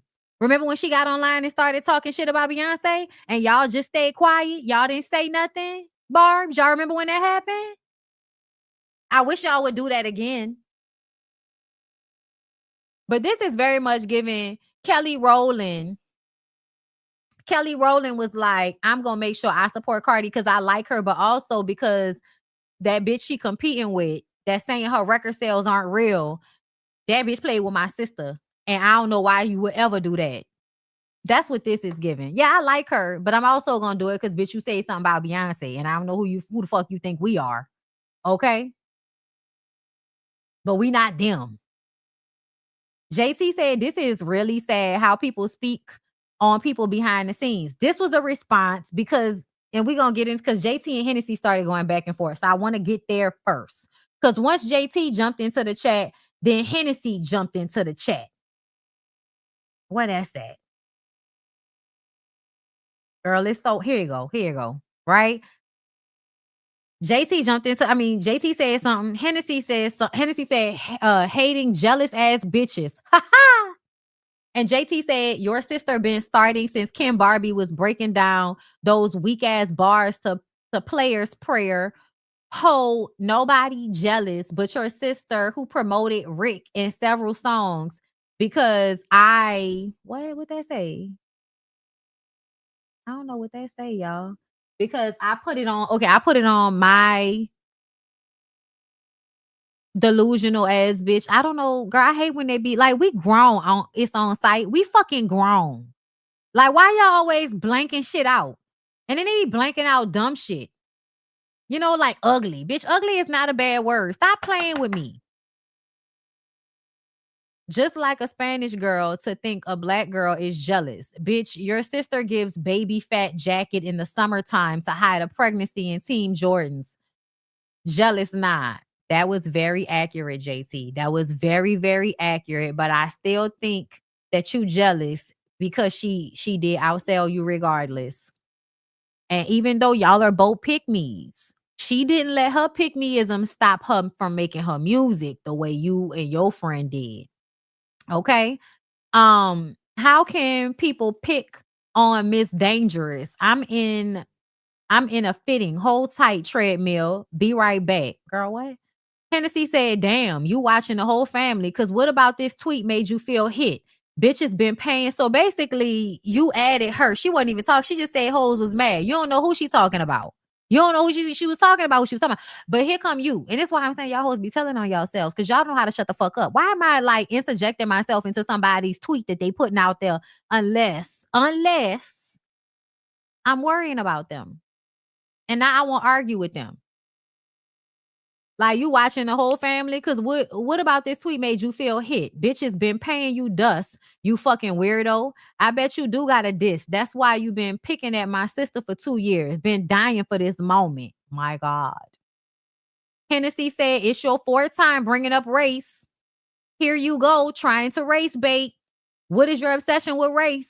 You the same girl that got up here saying you don't like dark-skinned women and calling them crispy. Now you race baiting so you can get those same women on your side. I'm starting to think it's something you need to tell us. Is it because your man messing with a Dominican artist that don't have nothing to do with me? My God.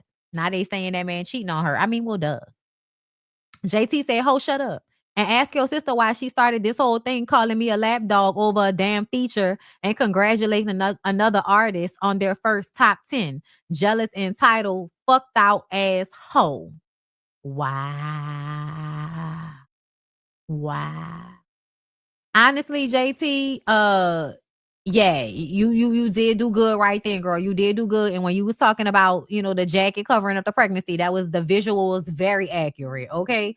That was very, very good, JT. I don't know why you can't seem to respond, better to Cardi, but you responded very good to the girl that's not a rapper.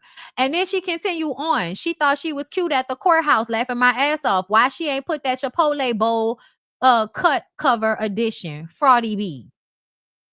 Okay. Cardi's first streams outsold your whole album's first week. No one will ever invest in your music so you can produce this many variants yourself. So what's the gag here? Jealousy again. Yes, because WAP the song her ugly ass asked me to be on and leave Carisha off is on it. Name a song after 2022 more relevant than okay. Name a song after 2022 more relevant than okay. Girl, what? I do like that song, but what? Bitch, okay. Yes, because WAP the song. Okay, wait, I got that. So she basically saying that Cardi wanted her to be on WAP, but she didn't want Carisha to be on the song. I wonder why. Did she feel like Carisha couldn't rap? Or, do Carisha give stank bitch attitude? And it's like, me and you cool, but I don't want to do no song with her. I wonder what happened. Well, Lil Kim did come and, she did come and support Cardi, which this is not the first time that she's done that. She posted Bodega Baddie. Bodega Baddie. You know what I'm saying? All that shit, right? I also saw Saucy Santana do the same thing. That's how you know Saucy Santana is not fucking with JT no more. Okay, but Kim look like Kim. Okay, and so with all of the rigmarole, right? Well, hold on, let me make sure because they continued. But with all of how can people pick on? Okay, I read that one. The thing about the strip clubs too, like you sitting here looking like an orangutan in a hat, popping shit. This whole been slow. What she said? You don't feel as confident of yourself. Like after I got my breasts done, I actually thought that my body was perfect. And so I went to these hood clubs, and it's just like, damn, why this ugly ass monkey face bitch making more money than me just because she got an ass? Now I gotta buy me one. And then it's just like, did you get the thing about the strip? I mean, not you find it something old from when a bitch, from before when a bitch had not refined they look. She looked crazy, but girl, we all have these moments before we refine the look. But she absolutely refined the look. Everybody saw in real time how you switched up on my sister because of WAP. That same day it dropped, you shaded her and y'all all got on the phone and you said yourself you was mad you got replaced and wasn't in a music video. Y'all squashed it, but was you still being funny behind the scenes? And everybody saw publicly how you switched up. Let's not play dumb and rewrite shit. You fucking thief. That's girl. Strong words. Strong words. Why you always talking about people looks? You must have forgot what you look like just because you got a couple of syringes. Mind you, what you still look like when that filter and makeup come off. You nearly cried when Asian doll called you ugly. And what you keep bringing up my sister for? You came in my quotes and she did. And see, that's the thing, y'all. I think that's lame when somebody don't even at you and then you start talking to them. Like you start adding them. Because now you look real thirsty for attention. You looking pathetic, bitch. Okay? The gremlin in question, date 10/27/25. Well, what? Girl, what? So that's when your shit gonna come out? Is this supposed to make Cardi look bad? It looks like a distorted picture of a screen. No, girl. And then, of course, y'all know this is what was going on this morning when I got up. Hold up. Where is it at? Because I want to make sure we hear it. Act dumb. Why you want to act dumb? I really don't know. You don't know? I'ma show ya. I'm not Lotto. I'ma beat her the fuck up. I'ma knock her the fuck out. Oh yeah. I'ma beat her ass. I'ma get riot beat up by my niggas. Y'all gonna see what the fuck is up. You think I'm fucking pussy ass Lotto? Sorry, tell me what's that? Yeah, I don't know. Wait, Cardi called her a monkey face. Did I miss that? Girl, sometimes I be reading and my mind don't necessarily be locking in on every word. But I mean, y'all do know that she comes from the colorist, prejudiced Latina family. I told y'all that. So yeah, roach, monkey face, all of that shit is shot subliminal for colorism. Yeah, girl. Yeah, stop being surprised. Bro, I don't gotta fucking tell y'all shit that she said because y'all know exactly what the fuck the bitch said. Put on the phone right now. Put on the phone right now. Put on the phone right now. Could you pass an ice spice in so they can speak? She's about to do this Empire State joint. Nah, she about to get. Oh, she in New York? She in New York? Try to link up. Try to link up. Try to link up. Yeah, Ice Spice, I believe, is biracial. Try to link up. Where you at? Where y'all niggas is at? Where y'all niggas is at? When I say colorism, it is colorism in their community because they come in a dark color as well. How they become the way they are with Black people is because they grow up having Black or family members that have kinky hair like Black people or facial features like Black people. Right? Because, I don't know if y'all know, a lot of Latina people are indigenous and African people that were colonized by white people, the Spaniards, the Portuguese. They pick up slaves, they go to islands, they put people in slavery, they force them to breed. Now you get these mixes of people that have lineage of Blackness. It is colorism. Colorism is under the umbrella of racism. But the way it happens in Latina households is colorism. because they are also black, meaning that they will have darker versions of them, and that's bad. You have to go and get with a white man so you can whiten your lineup. Just, okay? Where y'all niggas at? Where y'all niggas at? You wanna act dumb? Why you wanna act dumb? I really don't know. You don't know? I'ma show ya. I'm not Lotto. I'ma beat her the fuck up. I'ma knock her the fuck out. Oh yeah. I'ma beat her ass. I'ma get right beat up by my niggas. Where y'all Okay. niggas? So again, she didn't call JT a monkey. JT called her an orangutan. Yeah, she called her an orangutan. I read that.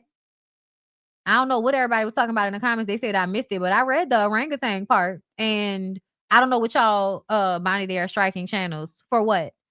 I don't know, you know, I don't know what that's supposed to mean for a light-skinned Latina lady. Like, I don't know. I don't know what orangutan is supposed to mean for her. But, if you want to call that, girl, you can call that whatever you want to call that. I'm not about to call that colorism. Her calling her an orangutan. Like, I'm not going to say that. She definitely said pussy ass Lotto, not monkey face. Yeah, I don't know. Ooh, where we got that. You know what the fuck she said, nigga? I'm gonna tell you what she said. She says that she's Afro Caribbean. And she is. I believe her grandmother is black. Why it sound like AI? It don't sound like AI to me. It sounds like her screaming on her fucking phone. I don't know why we would be getting copyright strikes for something that was released on online. Like this was released on blogs or some shit. Like I don't know why we would be getting copyright strike for this. They striked our mind for playing this. That's very interesting. Let me look at my shit because I wouldn't expect them to strike me for this. Like this is on the internet. You know what I mean? But whatever. I don't need to play much more of it. I don't know. Like maybe he plays something else. But the fuck? Like how y'all the striking videos because of recorded call. Okay. Either way, like they put this shit out. Like this is already on the internet. We didn't put this out. Like, I don't know. Either way, I won't play much more of it. Thank you for warning me though. But yeah, this tracks. Y'all, this tracks. This absolutely tracks. Cardi is unhinged sometimes. And what did I tell y'all about her screaming into her phone in the house with them kids, upsetting them kids' equilibrium?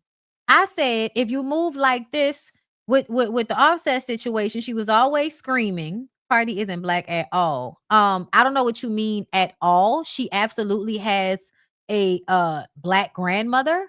I will call her interracial. You can call her multi racial, like y'all can do whatever y'all want to do, but I do feel like there's a level of people trying to act like there is no blackness in her at all when that is not true, because the reason why she feels the way she feels about herself is because she doesn't look like the quintessential Latina.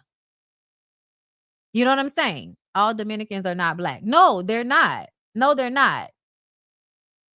But they have that in their families. In their families, there will be people that show up as white Latina and will be kin to somebody that is dark skinned, just like in black families in Louisiana. We have a whole bunch of families that have a dark skin side and a light skin side, because people are very deliberate and intentional about their colorism and their racism and all of that shit. Okay? Yeah, she probably like 25% or something like that. But when somebody has and she has said this, her grandmother is a dark complected black woman. Okay? So that means she's a mixture. I would not identify her as black, but I also feel like I don't fucking care. Like that doesn't matter. That is irrelevant. The problem is the way she thinks about things, the way she thinks about herself. And that is reflective in a lot of the things that she says and the way that she acts. And when we talk to y'all about it, y'all say we tripping and it's not all of that and it's not that deep. And it is that fucking deep. Okay? The reason why this lady is screaming on the phone like that with people is because something happened in her life that made her feel like raising her pressure and screaming and hollering in front of her kids is okay. I'm more than sure it's because that's what happened in her childhood. That's why I said what I said about Stefan. It's not about shaming that lady about what she does with her coochie. It's about the fact that that's how you show up when you are upset.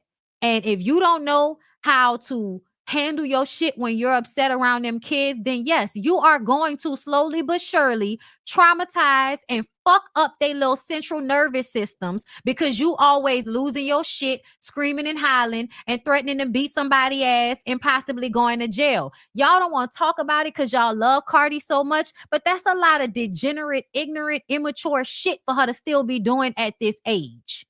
This recording is from a year ago.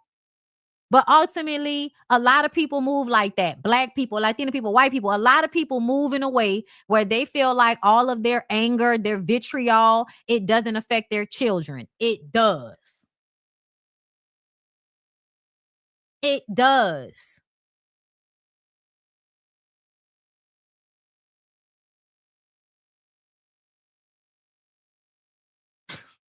I saw somebody in the comments saying okay.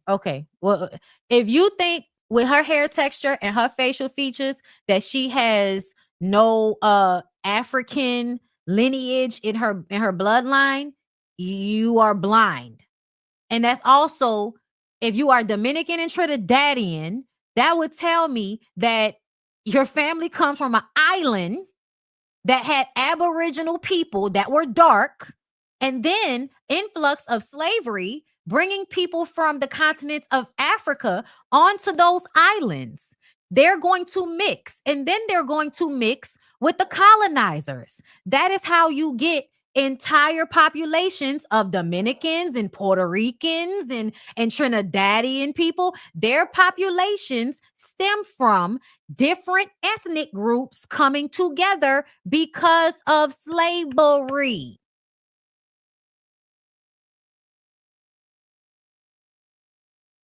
The Trinidadians also have a lot of Indian, and I mean Indian people from India. They have a lot of that also infused because people migrated. Indian people migrated to Trinidad. Those people also, that's why Nicki Minaj looks the way that she does.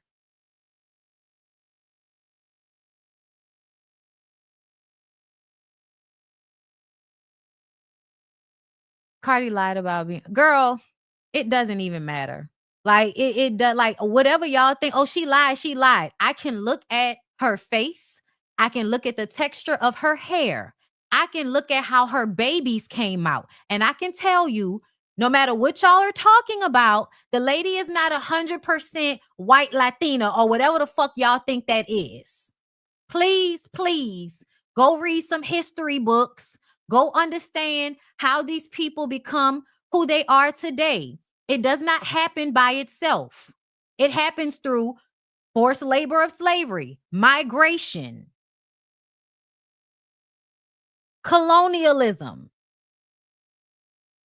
There's no way that she's not mixed with something that is both native and African because of where her family is from. Oh, they not Trinidadian, they Dominican. Whoop they fucking do. Same type of situation. Indigenous people populated with colonizers and Africans. Please stop talking to me. Y'all be sounding real dumb. Like education people, books.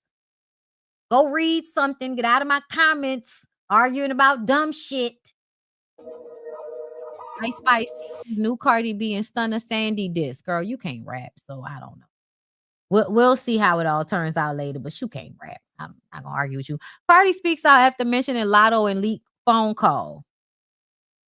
I was ranting and hot at the moment, but I fuck with Lotto heavy. I respect everything about her, including her team. That's so sweet. And nope, I'm not too prideful to apologize to somebody. I really respect. So this is my public apology, and now I'm privately buying her a bag. And I don't give a fuck. And I'm still in my motherfucking house. Yeah, I'm here. I like that. That's some shit I would do. I'm sorry, bitch. I'm sorry, girl. It wasn't about you. I'm sorry. Okay. I'm gonna send you something. Okay. Because I apologize. You was just having a good day. Nobody even asked for all that. But wait, James, because I just know you didn't only record the beginning of that conversation. Go ahead, baby. Post the whole 11-minute convo. That's another thing. When y'all cut up shit and put it out there so y'all can hear, we can hear somebody losing their fucking mind. Nah, bitch, post the whole conversation so I can hear it from beginning to end. When you cut shit up like that, when you edit it like that, that makes me feel like you trying to hide something. You trying to hide the truth of what happened. A nice Chanel bag. Girl, yes. Okay. Listen, I like that. That's real. See right there? That's some classy based shit, right? When Ice Spice said she was in her feelings all because I said Sexy deserved a BET award and she had just won some iHeart award. I wasn't even thinking about. Post it all. You came to bang, right? Child. I want to let you. What she say? None of these rap bitches. No. Straight ahead. Ice this way, right here. Ice right ahead. Right here for the house. Right here for the house. Ice this way, straight ahead. Ice right here for the house. Ice right here for the house. Ice right here. Ice, look up for the bro. Okay. So somebody said it in the comments. It wasn't a dish. She said she's not Lotto and not Meg because she's not gonna let it slide. I think we all know what that means. I think we all know, like, you know what I'm saying? Like, people be slow. But to me, I feel like you could definitely tell it wasn't meant to be a diss to her or to Meg. Like, there are some people that are going to just ignore it. They not gonna crash out about it. They just gonna be like, okay, I see how she moving. Now I'm not about to fuck with her no more. Period. I ain't about to be online crashing out, raising my fucking pressure.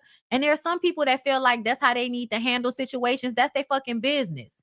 If that's working out for you to be screaming and hollering and losing your shit on people all the time, if that's working for you, I ain't got nothing to say about it. But ultimately, I think she did say, I'm not Lotto or Meg. That's what I thought she said at first, but I'm not sure. Either way, I don't think any of it was being said in a diss.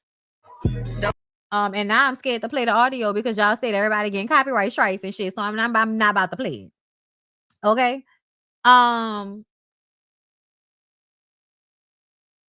But James, the manager who she was cursing out on the phone, I did not record or leak that call. You hear me on speaker with your manager, Tubby, who called me with you on three-way, and you can literally hear that in the clip. The audio didn't come from me. I respect private conversations, and I'm not in the business of leaking anything, Cardi. James, be for real and be a man. I was in my bedroom by myself. It was only you, me, and Tubby on the call. So you saying it was Tubby? Your artist put a laughing emoji, then leaked that the convo, then posted a trash ass clip of her song in less than an hour. This why you be avoiding the CEOs of 10K, because you know you did it and you sound like a bitch. Oh, wow. Okay. Because this is what Ice Spice posted, the tweet in question. And then pretty privilege. Hashtag pretty privilege. Girl, didn't you see how that did not work well when Sweetie said it? And you gonna get up here and say it again? Child, James tried to back his ass up out of the situation. She said, Miss Alamanzar. Miss Alamanzar, I see this is part of your rollout. Lies and manipulation included. I won't play tennis back and forth with you. God doesn't like liars. So I'll end it here. I put my hand on the Bible. We had nothing to do with recording, leaking, or even knowing that call was being recorded. So he basically saying that, bitch, it wasn't me. You doing this for clout. That doesn't make sense to me. That phone call being released to me felt like something that was being done because her and Nicki were going back and forth.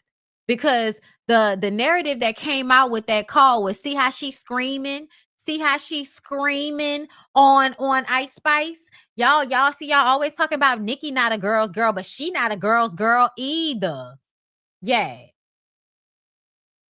I'm sorry, but somebody intentionally put that audio out to give credence to, oh, Nicki not the only one that's being shitty to the girls. Okay, y'all fave, she being shitty to the girls too. That's what that was supposed to prove. And to be honest, it did not prove that.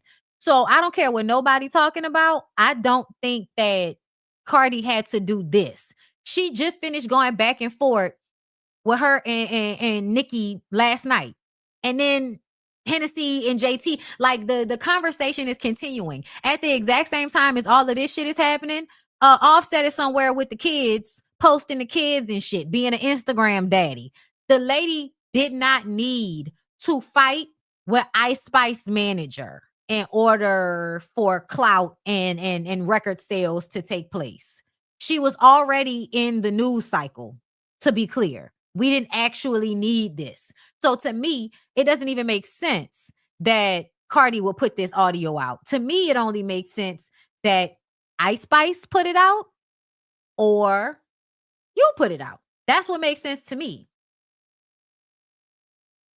If you truly believe you're a victim of an unauthorized leak, file a report and share the findings. You have the resources to trace it. Until then, I'll keep working and building. Blessings to you and wish you a healthy baby delivery. Yeah, James, be for real. Your artist had nothing to do with the conversation yesterday. She is the one that tweeted that emoji, then dropped that call and previewed a song right after. Not the other way around. Your artist's new song is not charting anywhere. What can you possibly do for my rollout? The gaslighting is insane. And this right here is where I have to agree with Cardi. Because again, like, to me, the only reason we even talking about Ice Spice right now is because Lotto did a song with Ice Spice. That's the only reason we talking about her. Because Lotto decided to, I guess, end their beef and do a song with Ice Spice. But Ice Spice cannot rap. Nobody gives a fuck. And when you are a rapper, a female rapper, when you're a female in any, and I'm saying female, but woman, when you are a woman in any space, I need, especially as an artist, I need for y'all to understand, men are not your fucking fan base. I don't care what you think is going on in the world.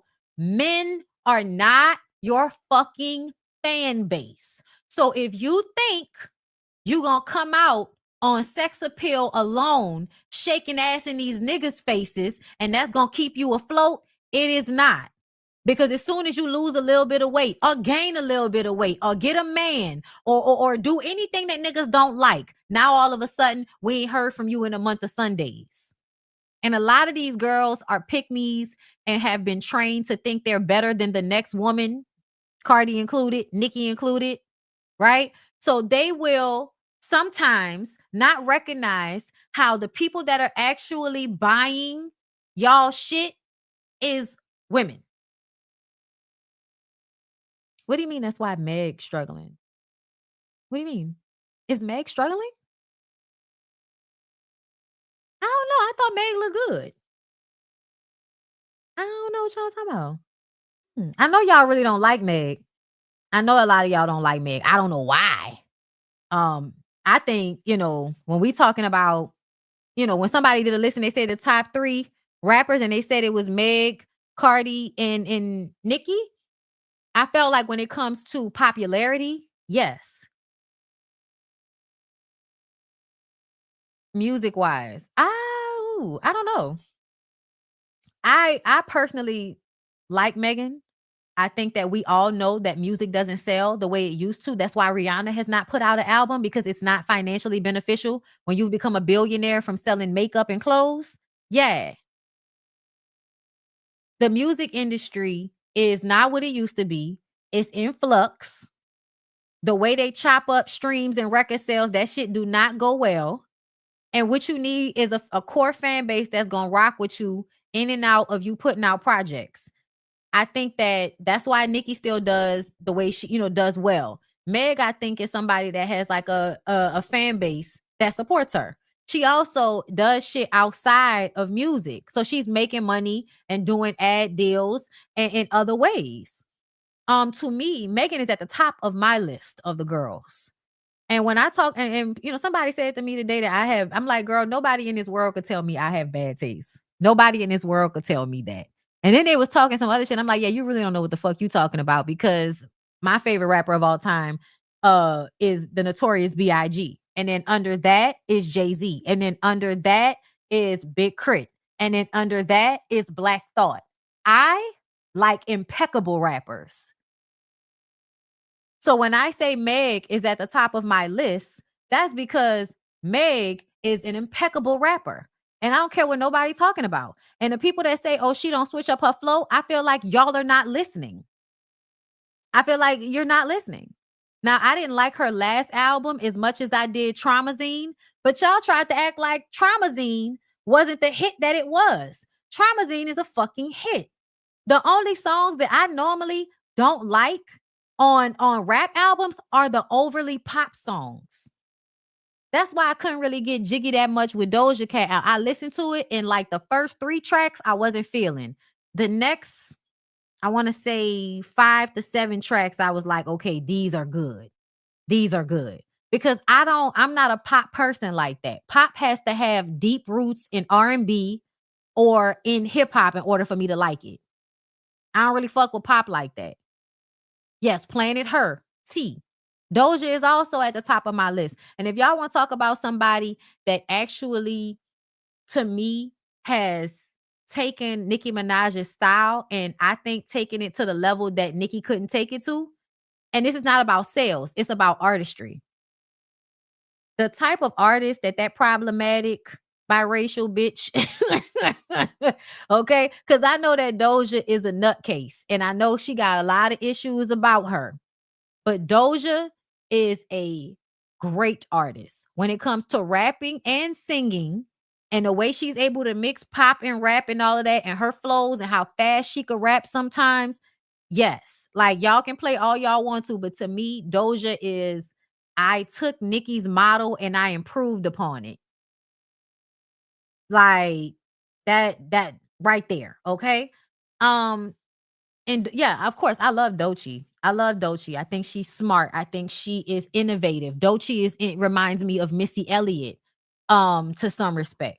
That stage show is off the fucking chain, right? Like they put thought into the art, into the meaning, into the message behind whatever it is that they're doing. When it comes to Doja wants y'all to just dance. Doja wants y'all to put y'all fucking phones down, go back to the 80s and listen to some music and have a good time. Okay? But I remember watching Doja online creating tracks in front of us. And whenever I see people that can make music on a spot on live and it be great music, yeah, we're not gonna argue. We ain't fit to argue about this shit. I love rap. I didn't realize how much I love rap until I went to a Jay-Z Beyonce concert and knew more. I knew all Beyonce songs, but I was way more excited about how much I enjoyed Jay-Z's portion because I didn't realize how many of his songs I really liked. This is when I realized how much of a Jay-Z fan I had become since the Black album. Because the Black album was so big, I remember after that, I'm about to sit and listen. If he come out with an album, I'm listening to it from beginning to end. I didn't used to do that. So yeah, no, hey Jay-Z. A lot of people don't like him, but to me, lyrically, there is no better rapper when it comes to mainstream because Jay-Z did what a lot of rappers can't do. Became a grown man in his music. Yes, American Gangster. Like, oh my fucking God. But Jay-Z is actually like a grown adult man in the way he raps, the things he raps about, the shit that he says, what he's trying to teach you in the music. And he still spits like, you know, that New York spit that a lot of y'all don't really have that well. Y'all don't know how to hold words in y'all mouth like Biggie did. Jay-Z kind of has that talent. Like, that's why they listed him as like the top rapper of all time because he hits so many of the rap quintessential things in rap: flow, wordplay, performance, longevity, him actually affecting the culture. Yeah.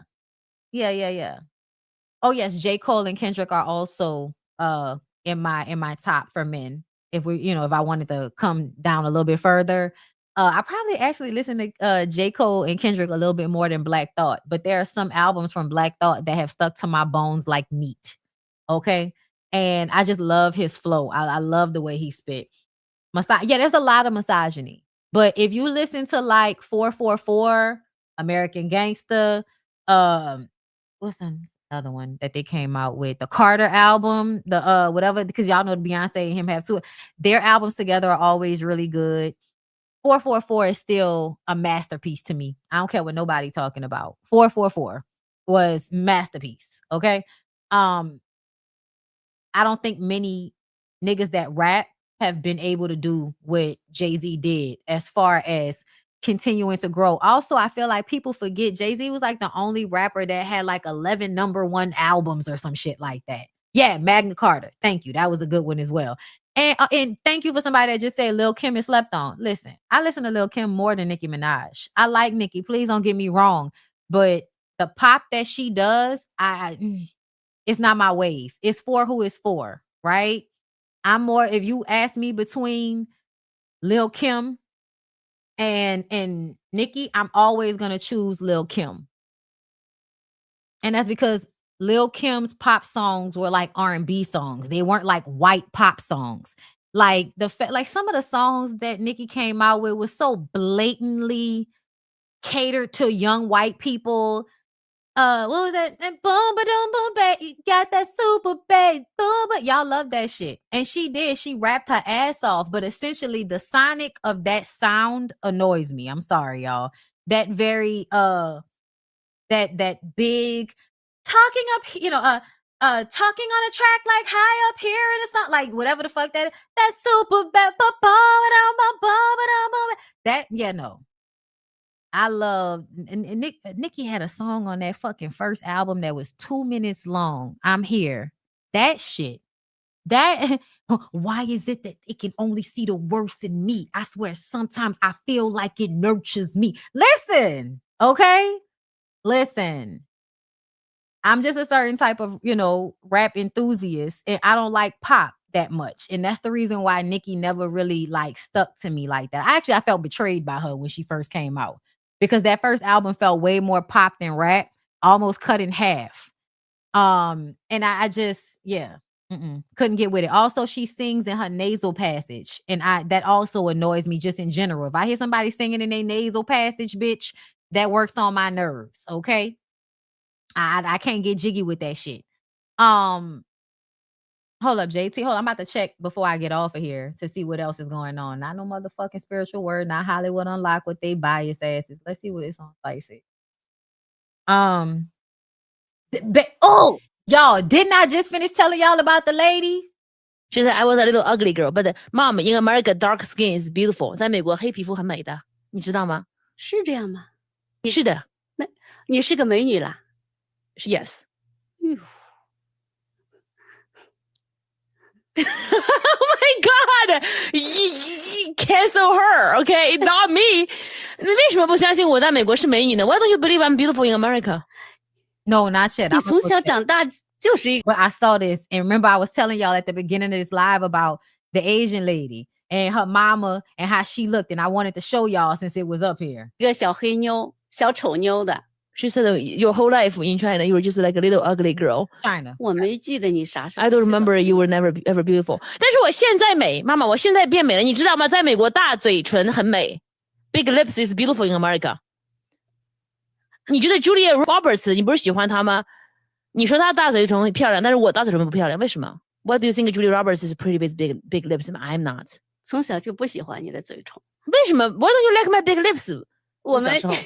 我们会说那是猪公嘴嘛，像猪嘴一样的那种感觉。我们都是那样说的。小时候 I'm with the big lips in the house. I look like a big pig. Pigs do not have lips. Pigs do not have lips. Pigs do not have lips. So yeah. When I was, and this is a beautiful woman. She's a beautiful woman. But it made me realize how other cultures, how fucked up they can be, but also how the actual standard of beauty here is more based in a Native American woman's facial features than in a white woman's facial features. And I don't know if the white people know that. Girl, I don't think they're aware that it's actually not about them. It's about the people they try to erase. I don't see nothing up here about her screaming on Spaces. Let me go to neighborhood talk. No, that lady really did have her nerve. Smush face like a motherfucker. Calling that lady ugly like that. That is terrible. You can't. It's a motherfucking mama. So obviously, hold up, we're not about to play that. We're gonna save that for tomorrow because I don't want to forget about that. Okay, hold up. Girl, hold up. That's the song. I can't play it because I ain't got time for that. Oh, I don't see anything, y'all. I guess they haven't posted it yet. We might have to just save that for tomorrow. Okay. But I'm gonna get up off of here and I'll definitely be back tomorrow because we gotta talk about the Celeste situation. Because this story right here, and we will expound tomorrow. So make sure y'all come back for tomorrow's show. But this right here, video surveillance of Celeste Hernandez calling her parents' neighbors the N-word. And they refer to her in this caption as a woman at some point. And Celeste was like, what, 14, 15? Not a woman. I think they are adultifying and they're trying to create a narrative around this young girl that says that she was being young and fast like y'all do to black girls. But then when y'all add, oh, she said the N-word, now it's gonna make all of the black women be like, oh, she a racist, so fuck her. That's how they gonna think about a child, right? And so then that should mean that if we want a black man to get away with things the way we want white men to the way white men get away with things, if we want a black man to get away with doing the same type of shit a white man can get away with, then we're gonna have to basically look at this little girl as a racist grown woman and not a 14-year-old, because she didn't make it to 15, right? A 14-year-old young Latina girl that not only has been groomed, but is hanging around black people. And again, people say the N-word like a pronoun. I know y'all don't understand that, but they do. It doesn't make me feel good, but it's the truth. Just because somebody is saying nigga, it doesn't necessarily mean they're using it because they're being racist. Sometimes they use it because it has now become a part of how they speak. Because all these kids be calling each other nigga nowadays. Just saying. That's what rap did. You can thank hip hop for that. Okay? Okay. But yeah, it feels like when all else fails, remember that black women will save you. So for David, he's a black man. If I want the public to not scrutinize this black man, I'm going to reach to the demographic that is going to see him as someone to coddle. And the only way we can make him look like somebody to coddle and not a crazy nigga is if we adultify and make the Latina girl look like she's racist. And then you know what I would tell y'all? I don't give a fuck if she was racist or not. I wouldn't give a fuck if that little girl said nigga to somebody. She was 14 years old. And that is literally a time when I can say she don't know no better. Y'all will have more grace for grown ass people with fully formed brains than y'all will for these fucking kids. And that narrative that she just wanted to be grown, yeah, that's very similar to y'all calling her a woman and referring to her as that in these captions and shit. And I don't like it. I don't like when y'all adultify no damn child. I don't give a fuck if they black, Puerto Rican, Mexican, Trinidad. I don't give a fuck what they are. Right is right and wrong is wrong. Leave these goddamn children alone. That nigga is weird. And how the fuck y'all gonna act like there was no foul play and her death was an accident, but they dismembered her? I need y'all to make that make sense. He absolutely preyed on her. And I bet you any money he was sliding her family some money every time he was pulling up to her house in that fucking Tesla to pick her young 12, 13-year-old ass up. And then I also feel like, I don't know why y'all are confused about this runaway thing. I told y'all when the shit first happened, she ran away the first time. You come back, right? You come back and be with your family, and then a nigga come get you again. Now the family knows where you are. They want you to come home, but they're not going to put up that much of a fight once they find out that you're with an artist that has money. Because no, Mia, go do it. Go do it. He's gonna take care of you. He's gonna take care of us, Mia. Y'all act like Latina like families and their moms don't groom them to be made mattressing and muling for motherfuckers. Way worse than black girl. Yeah, shout out to Erica De Niro. That is what they do. That is what they do. They breed those Latina girls. First of all, they adultify their own daughters. As soon as they hit their period, they grown women and now they old enough to be working and cleaning up behind other children like they not a child too. The Latina girls are adultified in the same way. They take care of younger siblings. They cleaning up behind the house. They got to worry about the mama, boyfriend, or whoever fucking them. And people feeling like, you know, you got to cover yourself up. Y'all got to stop acting like what goes on in degenerate black households and how people handle their children. It goes on everywhere. Everybody is out here grooming their daughters at a very young age to be grown women to go and find a nigga that's supposed to be a pot of gold. Or at least to take her off the parents' hands. Please go somewhere else and let some nigga take care of you so I don't have to take care of you no more. Because I didn't want you anyway, but they told me I had to have the children. And I said that from the beginning. I felt like she ran away for a reason. I do. And I feel like the reason why young women, young girls fall into the hands of some of these niggas is because in the household, they're being emotionally neglected. They're being mentally abused. They're being talked to bad. They're being ignored. They're being treated as if they don't have any feelings, as if they don't have any opinions, as if they can't be full human beings. They can't express themselves. Everything has to be done in a way that is controlling to the young person that's growing up and trying to figure out who they are. That shit is suffocating. And I know a lot of people act like they don't remember what it was like to be a teenager, but it is very suffocating when you are trying to figure out who you are and your parents are trying to push you into a fucking box that they don't even fit into. It's very hard to trust parents when they hold you to a higher esteem than they hold themselves. They have more responsibility for them young girls than they have for their own grown ass niggas that come in the house. So yeah, I can absolutely see this young woman having the same shit happen to her that happens to all of the black girls, but y'all will try to separate. I saw a girl in the comments talking about, you know, I don't care about her. I'm worrying about all the black girls that disappeared. I said, girl, shut the fuck up. You don't care about nobody. You don't care about nobody. Because if that was the case, go under the post or you go post some stuff about the black girls. Don't come under the post where there was obviously something terrible done to this child and you want us to not care about what was done to her so we can care about somebody else because they look like us. That's that nativism shit. I'm not doing that. Y'all are crazy. I don't care what the little girl look like. Yes, I care about all the girls because if they doing it to their girls, they're going to do it to ours. I don't know where y'all get that shit from where you feel like you can only care about your own people as it pertains to like human rights and shit. Like that was insane to me. Insane. But no, I'm sorry. I don't care what nobody talking about. Y'all see these young girls out here that's selling their bodies one way or another. Ask them who took it from them first before they started selling it. Fuck out of here with that shit.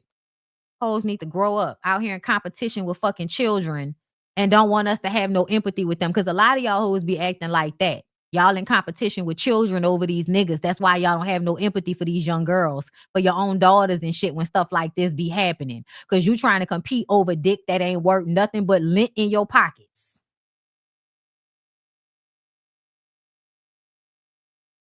But anyway, girl, I'm about to go. I'm about to go make me a burger. I love y'all.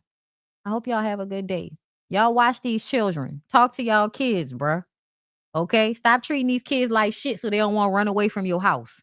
Especially if your house is safer than these streets. But I love y'all. Y'all have a good rest of y'all evening. And I'm going to see y'all tomorrow for the rest of this shit.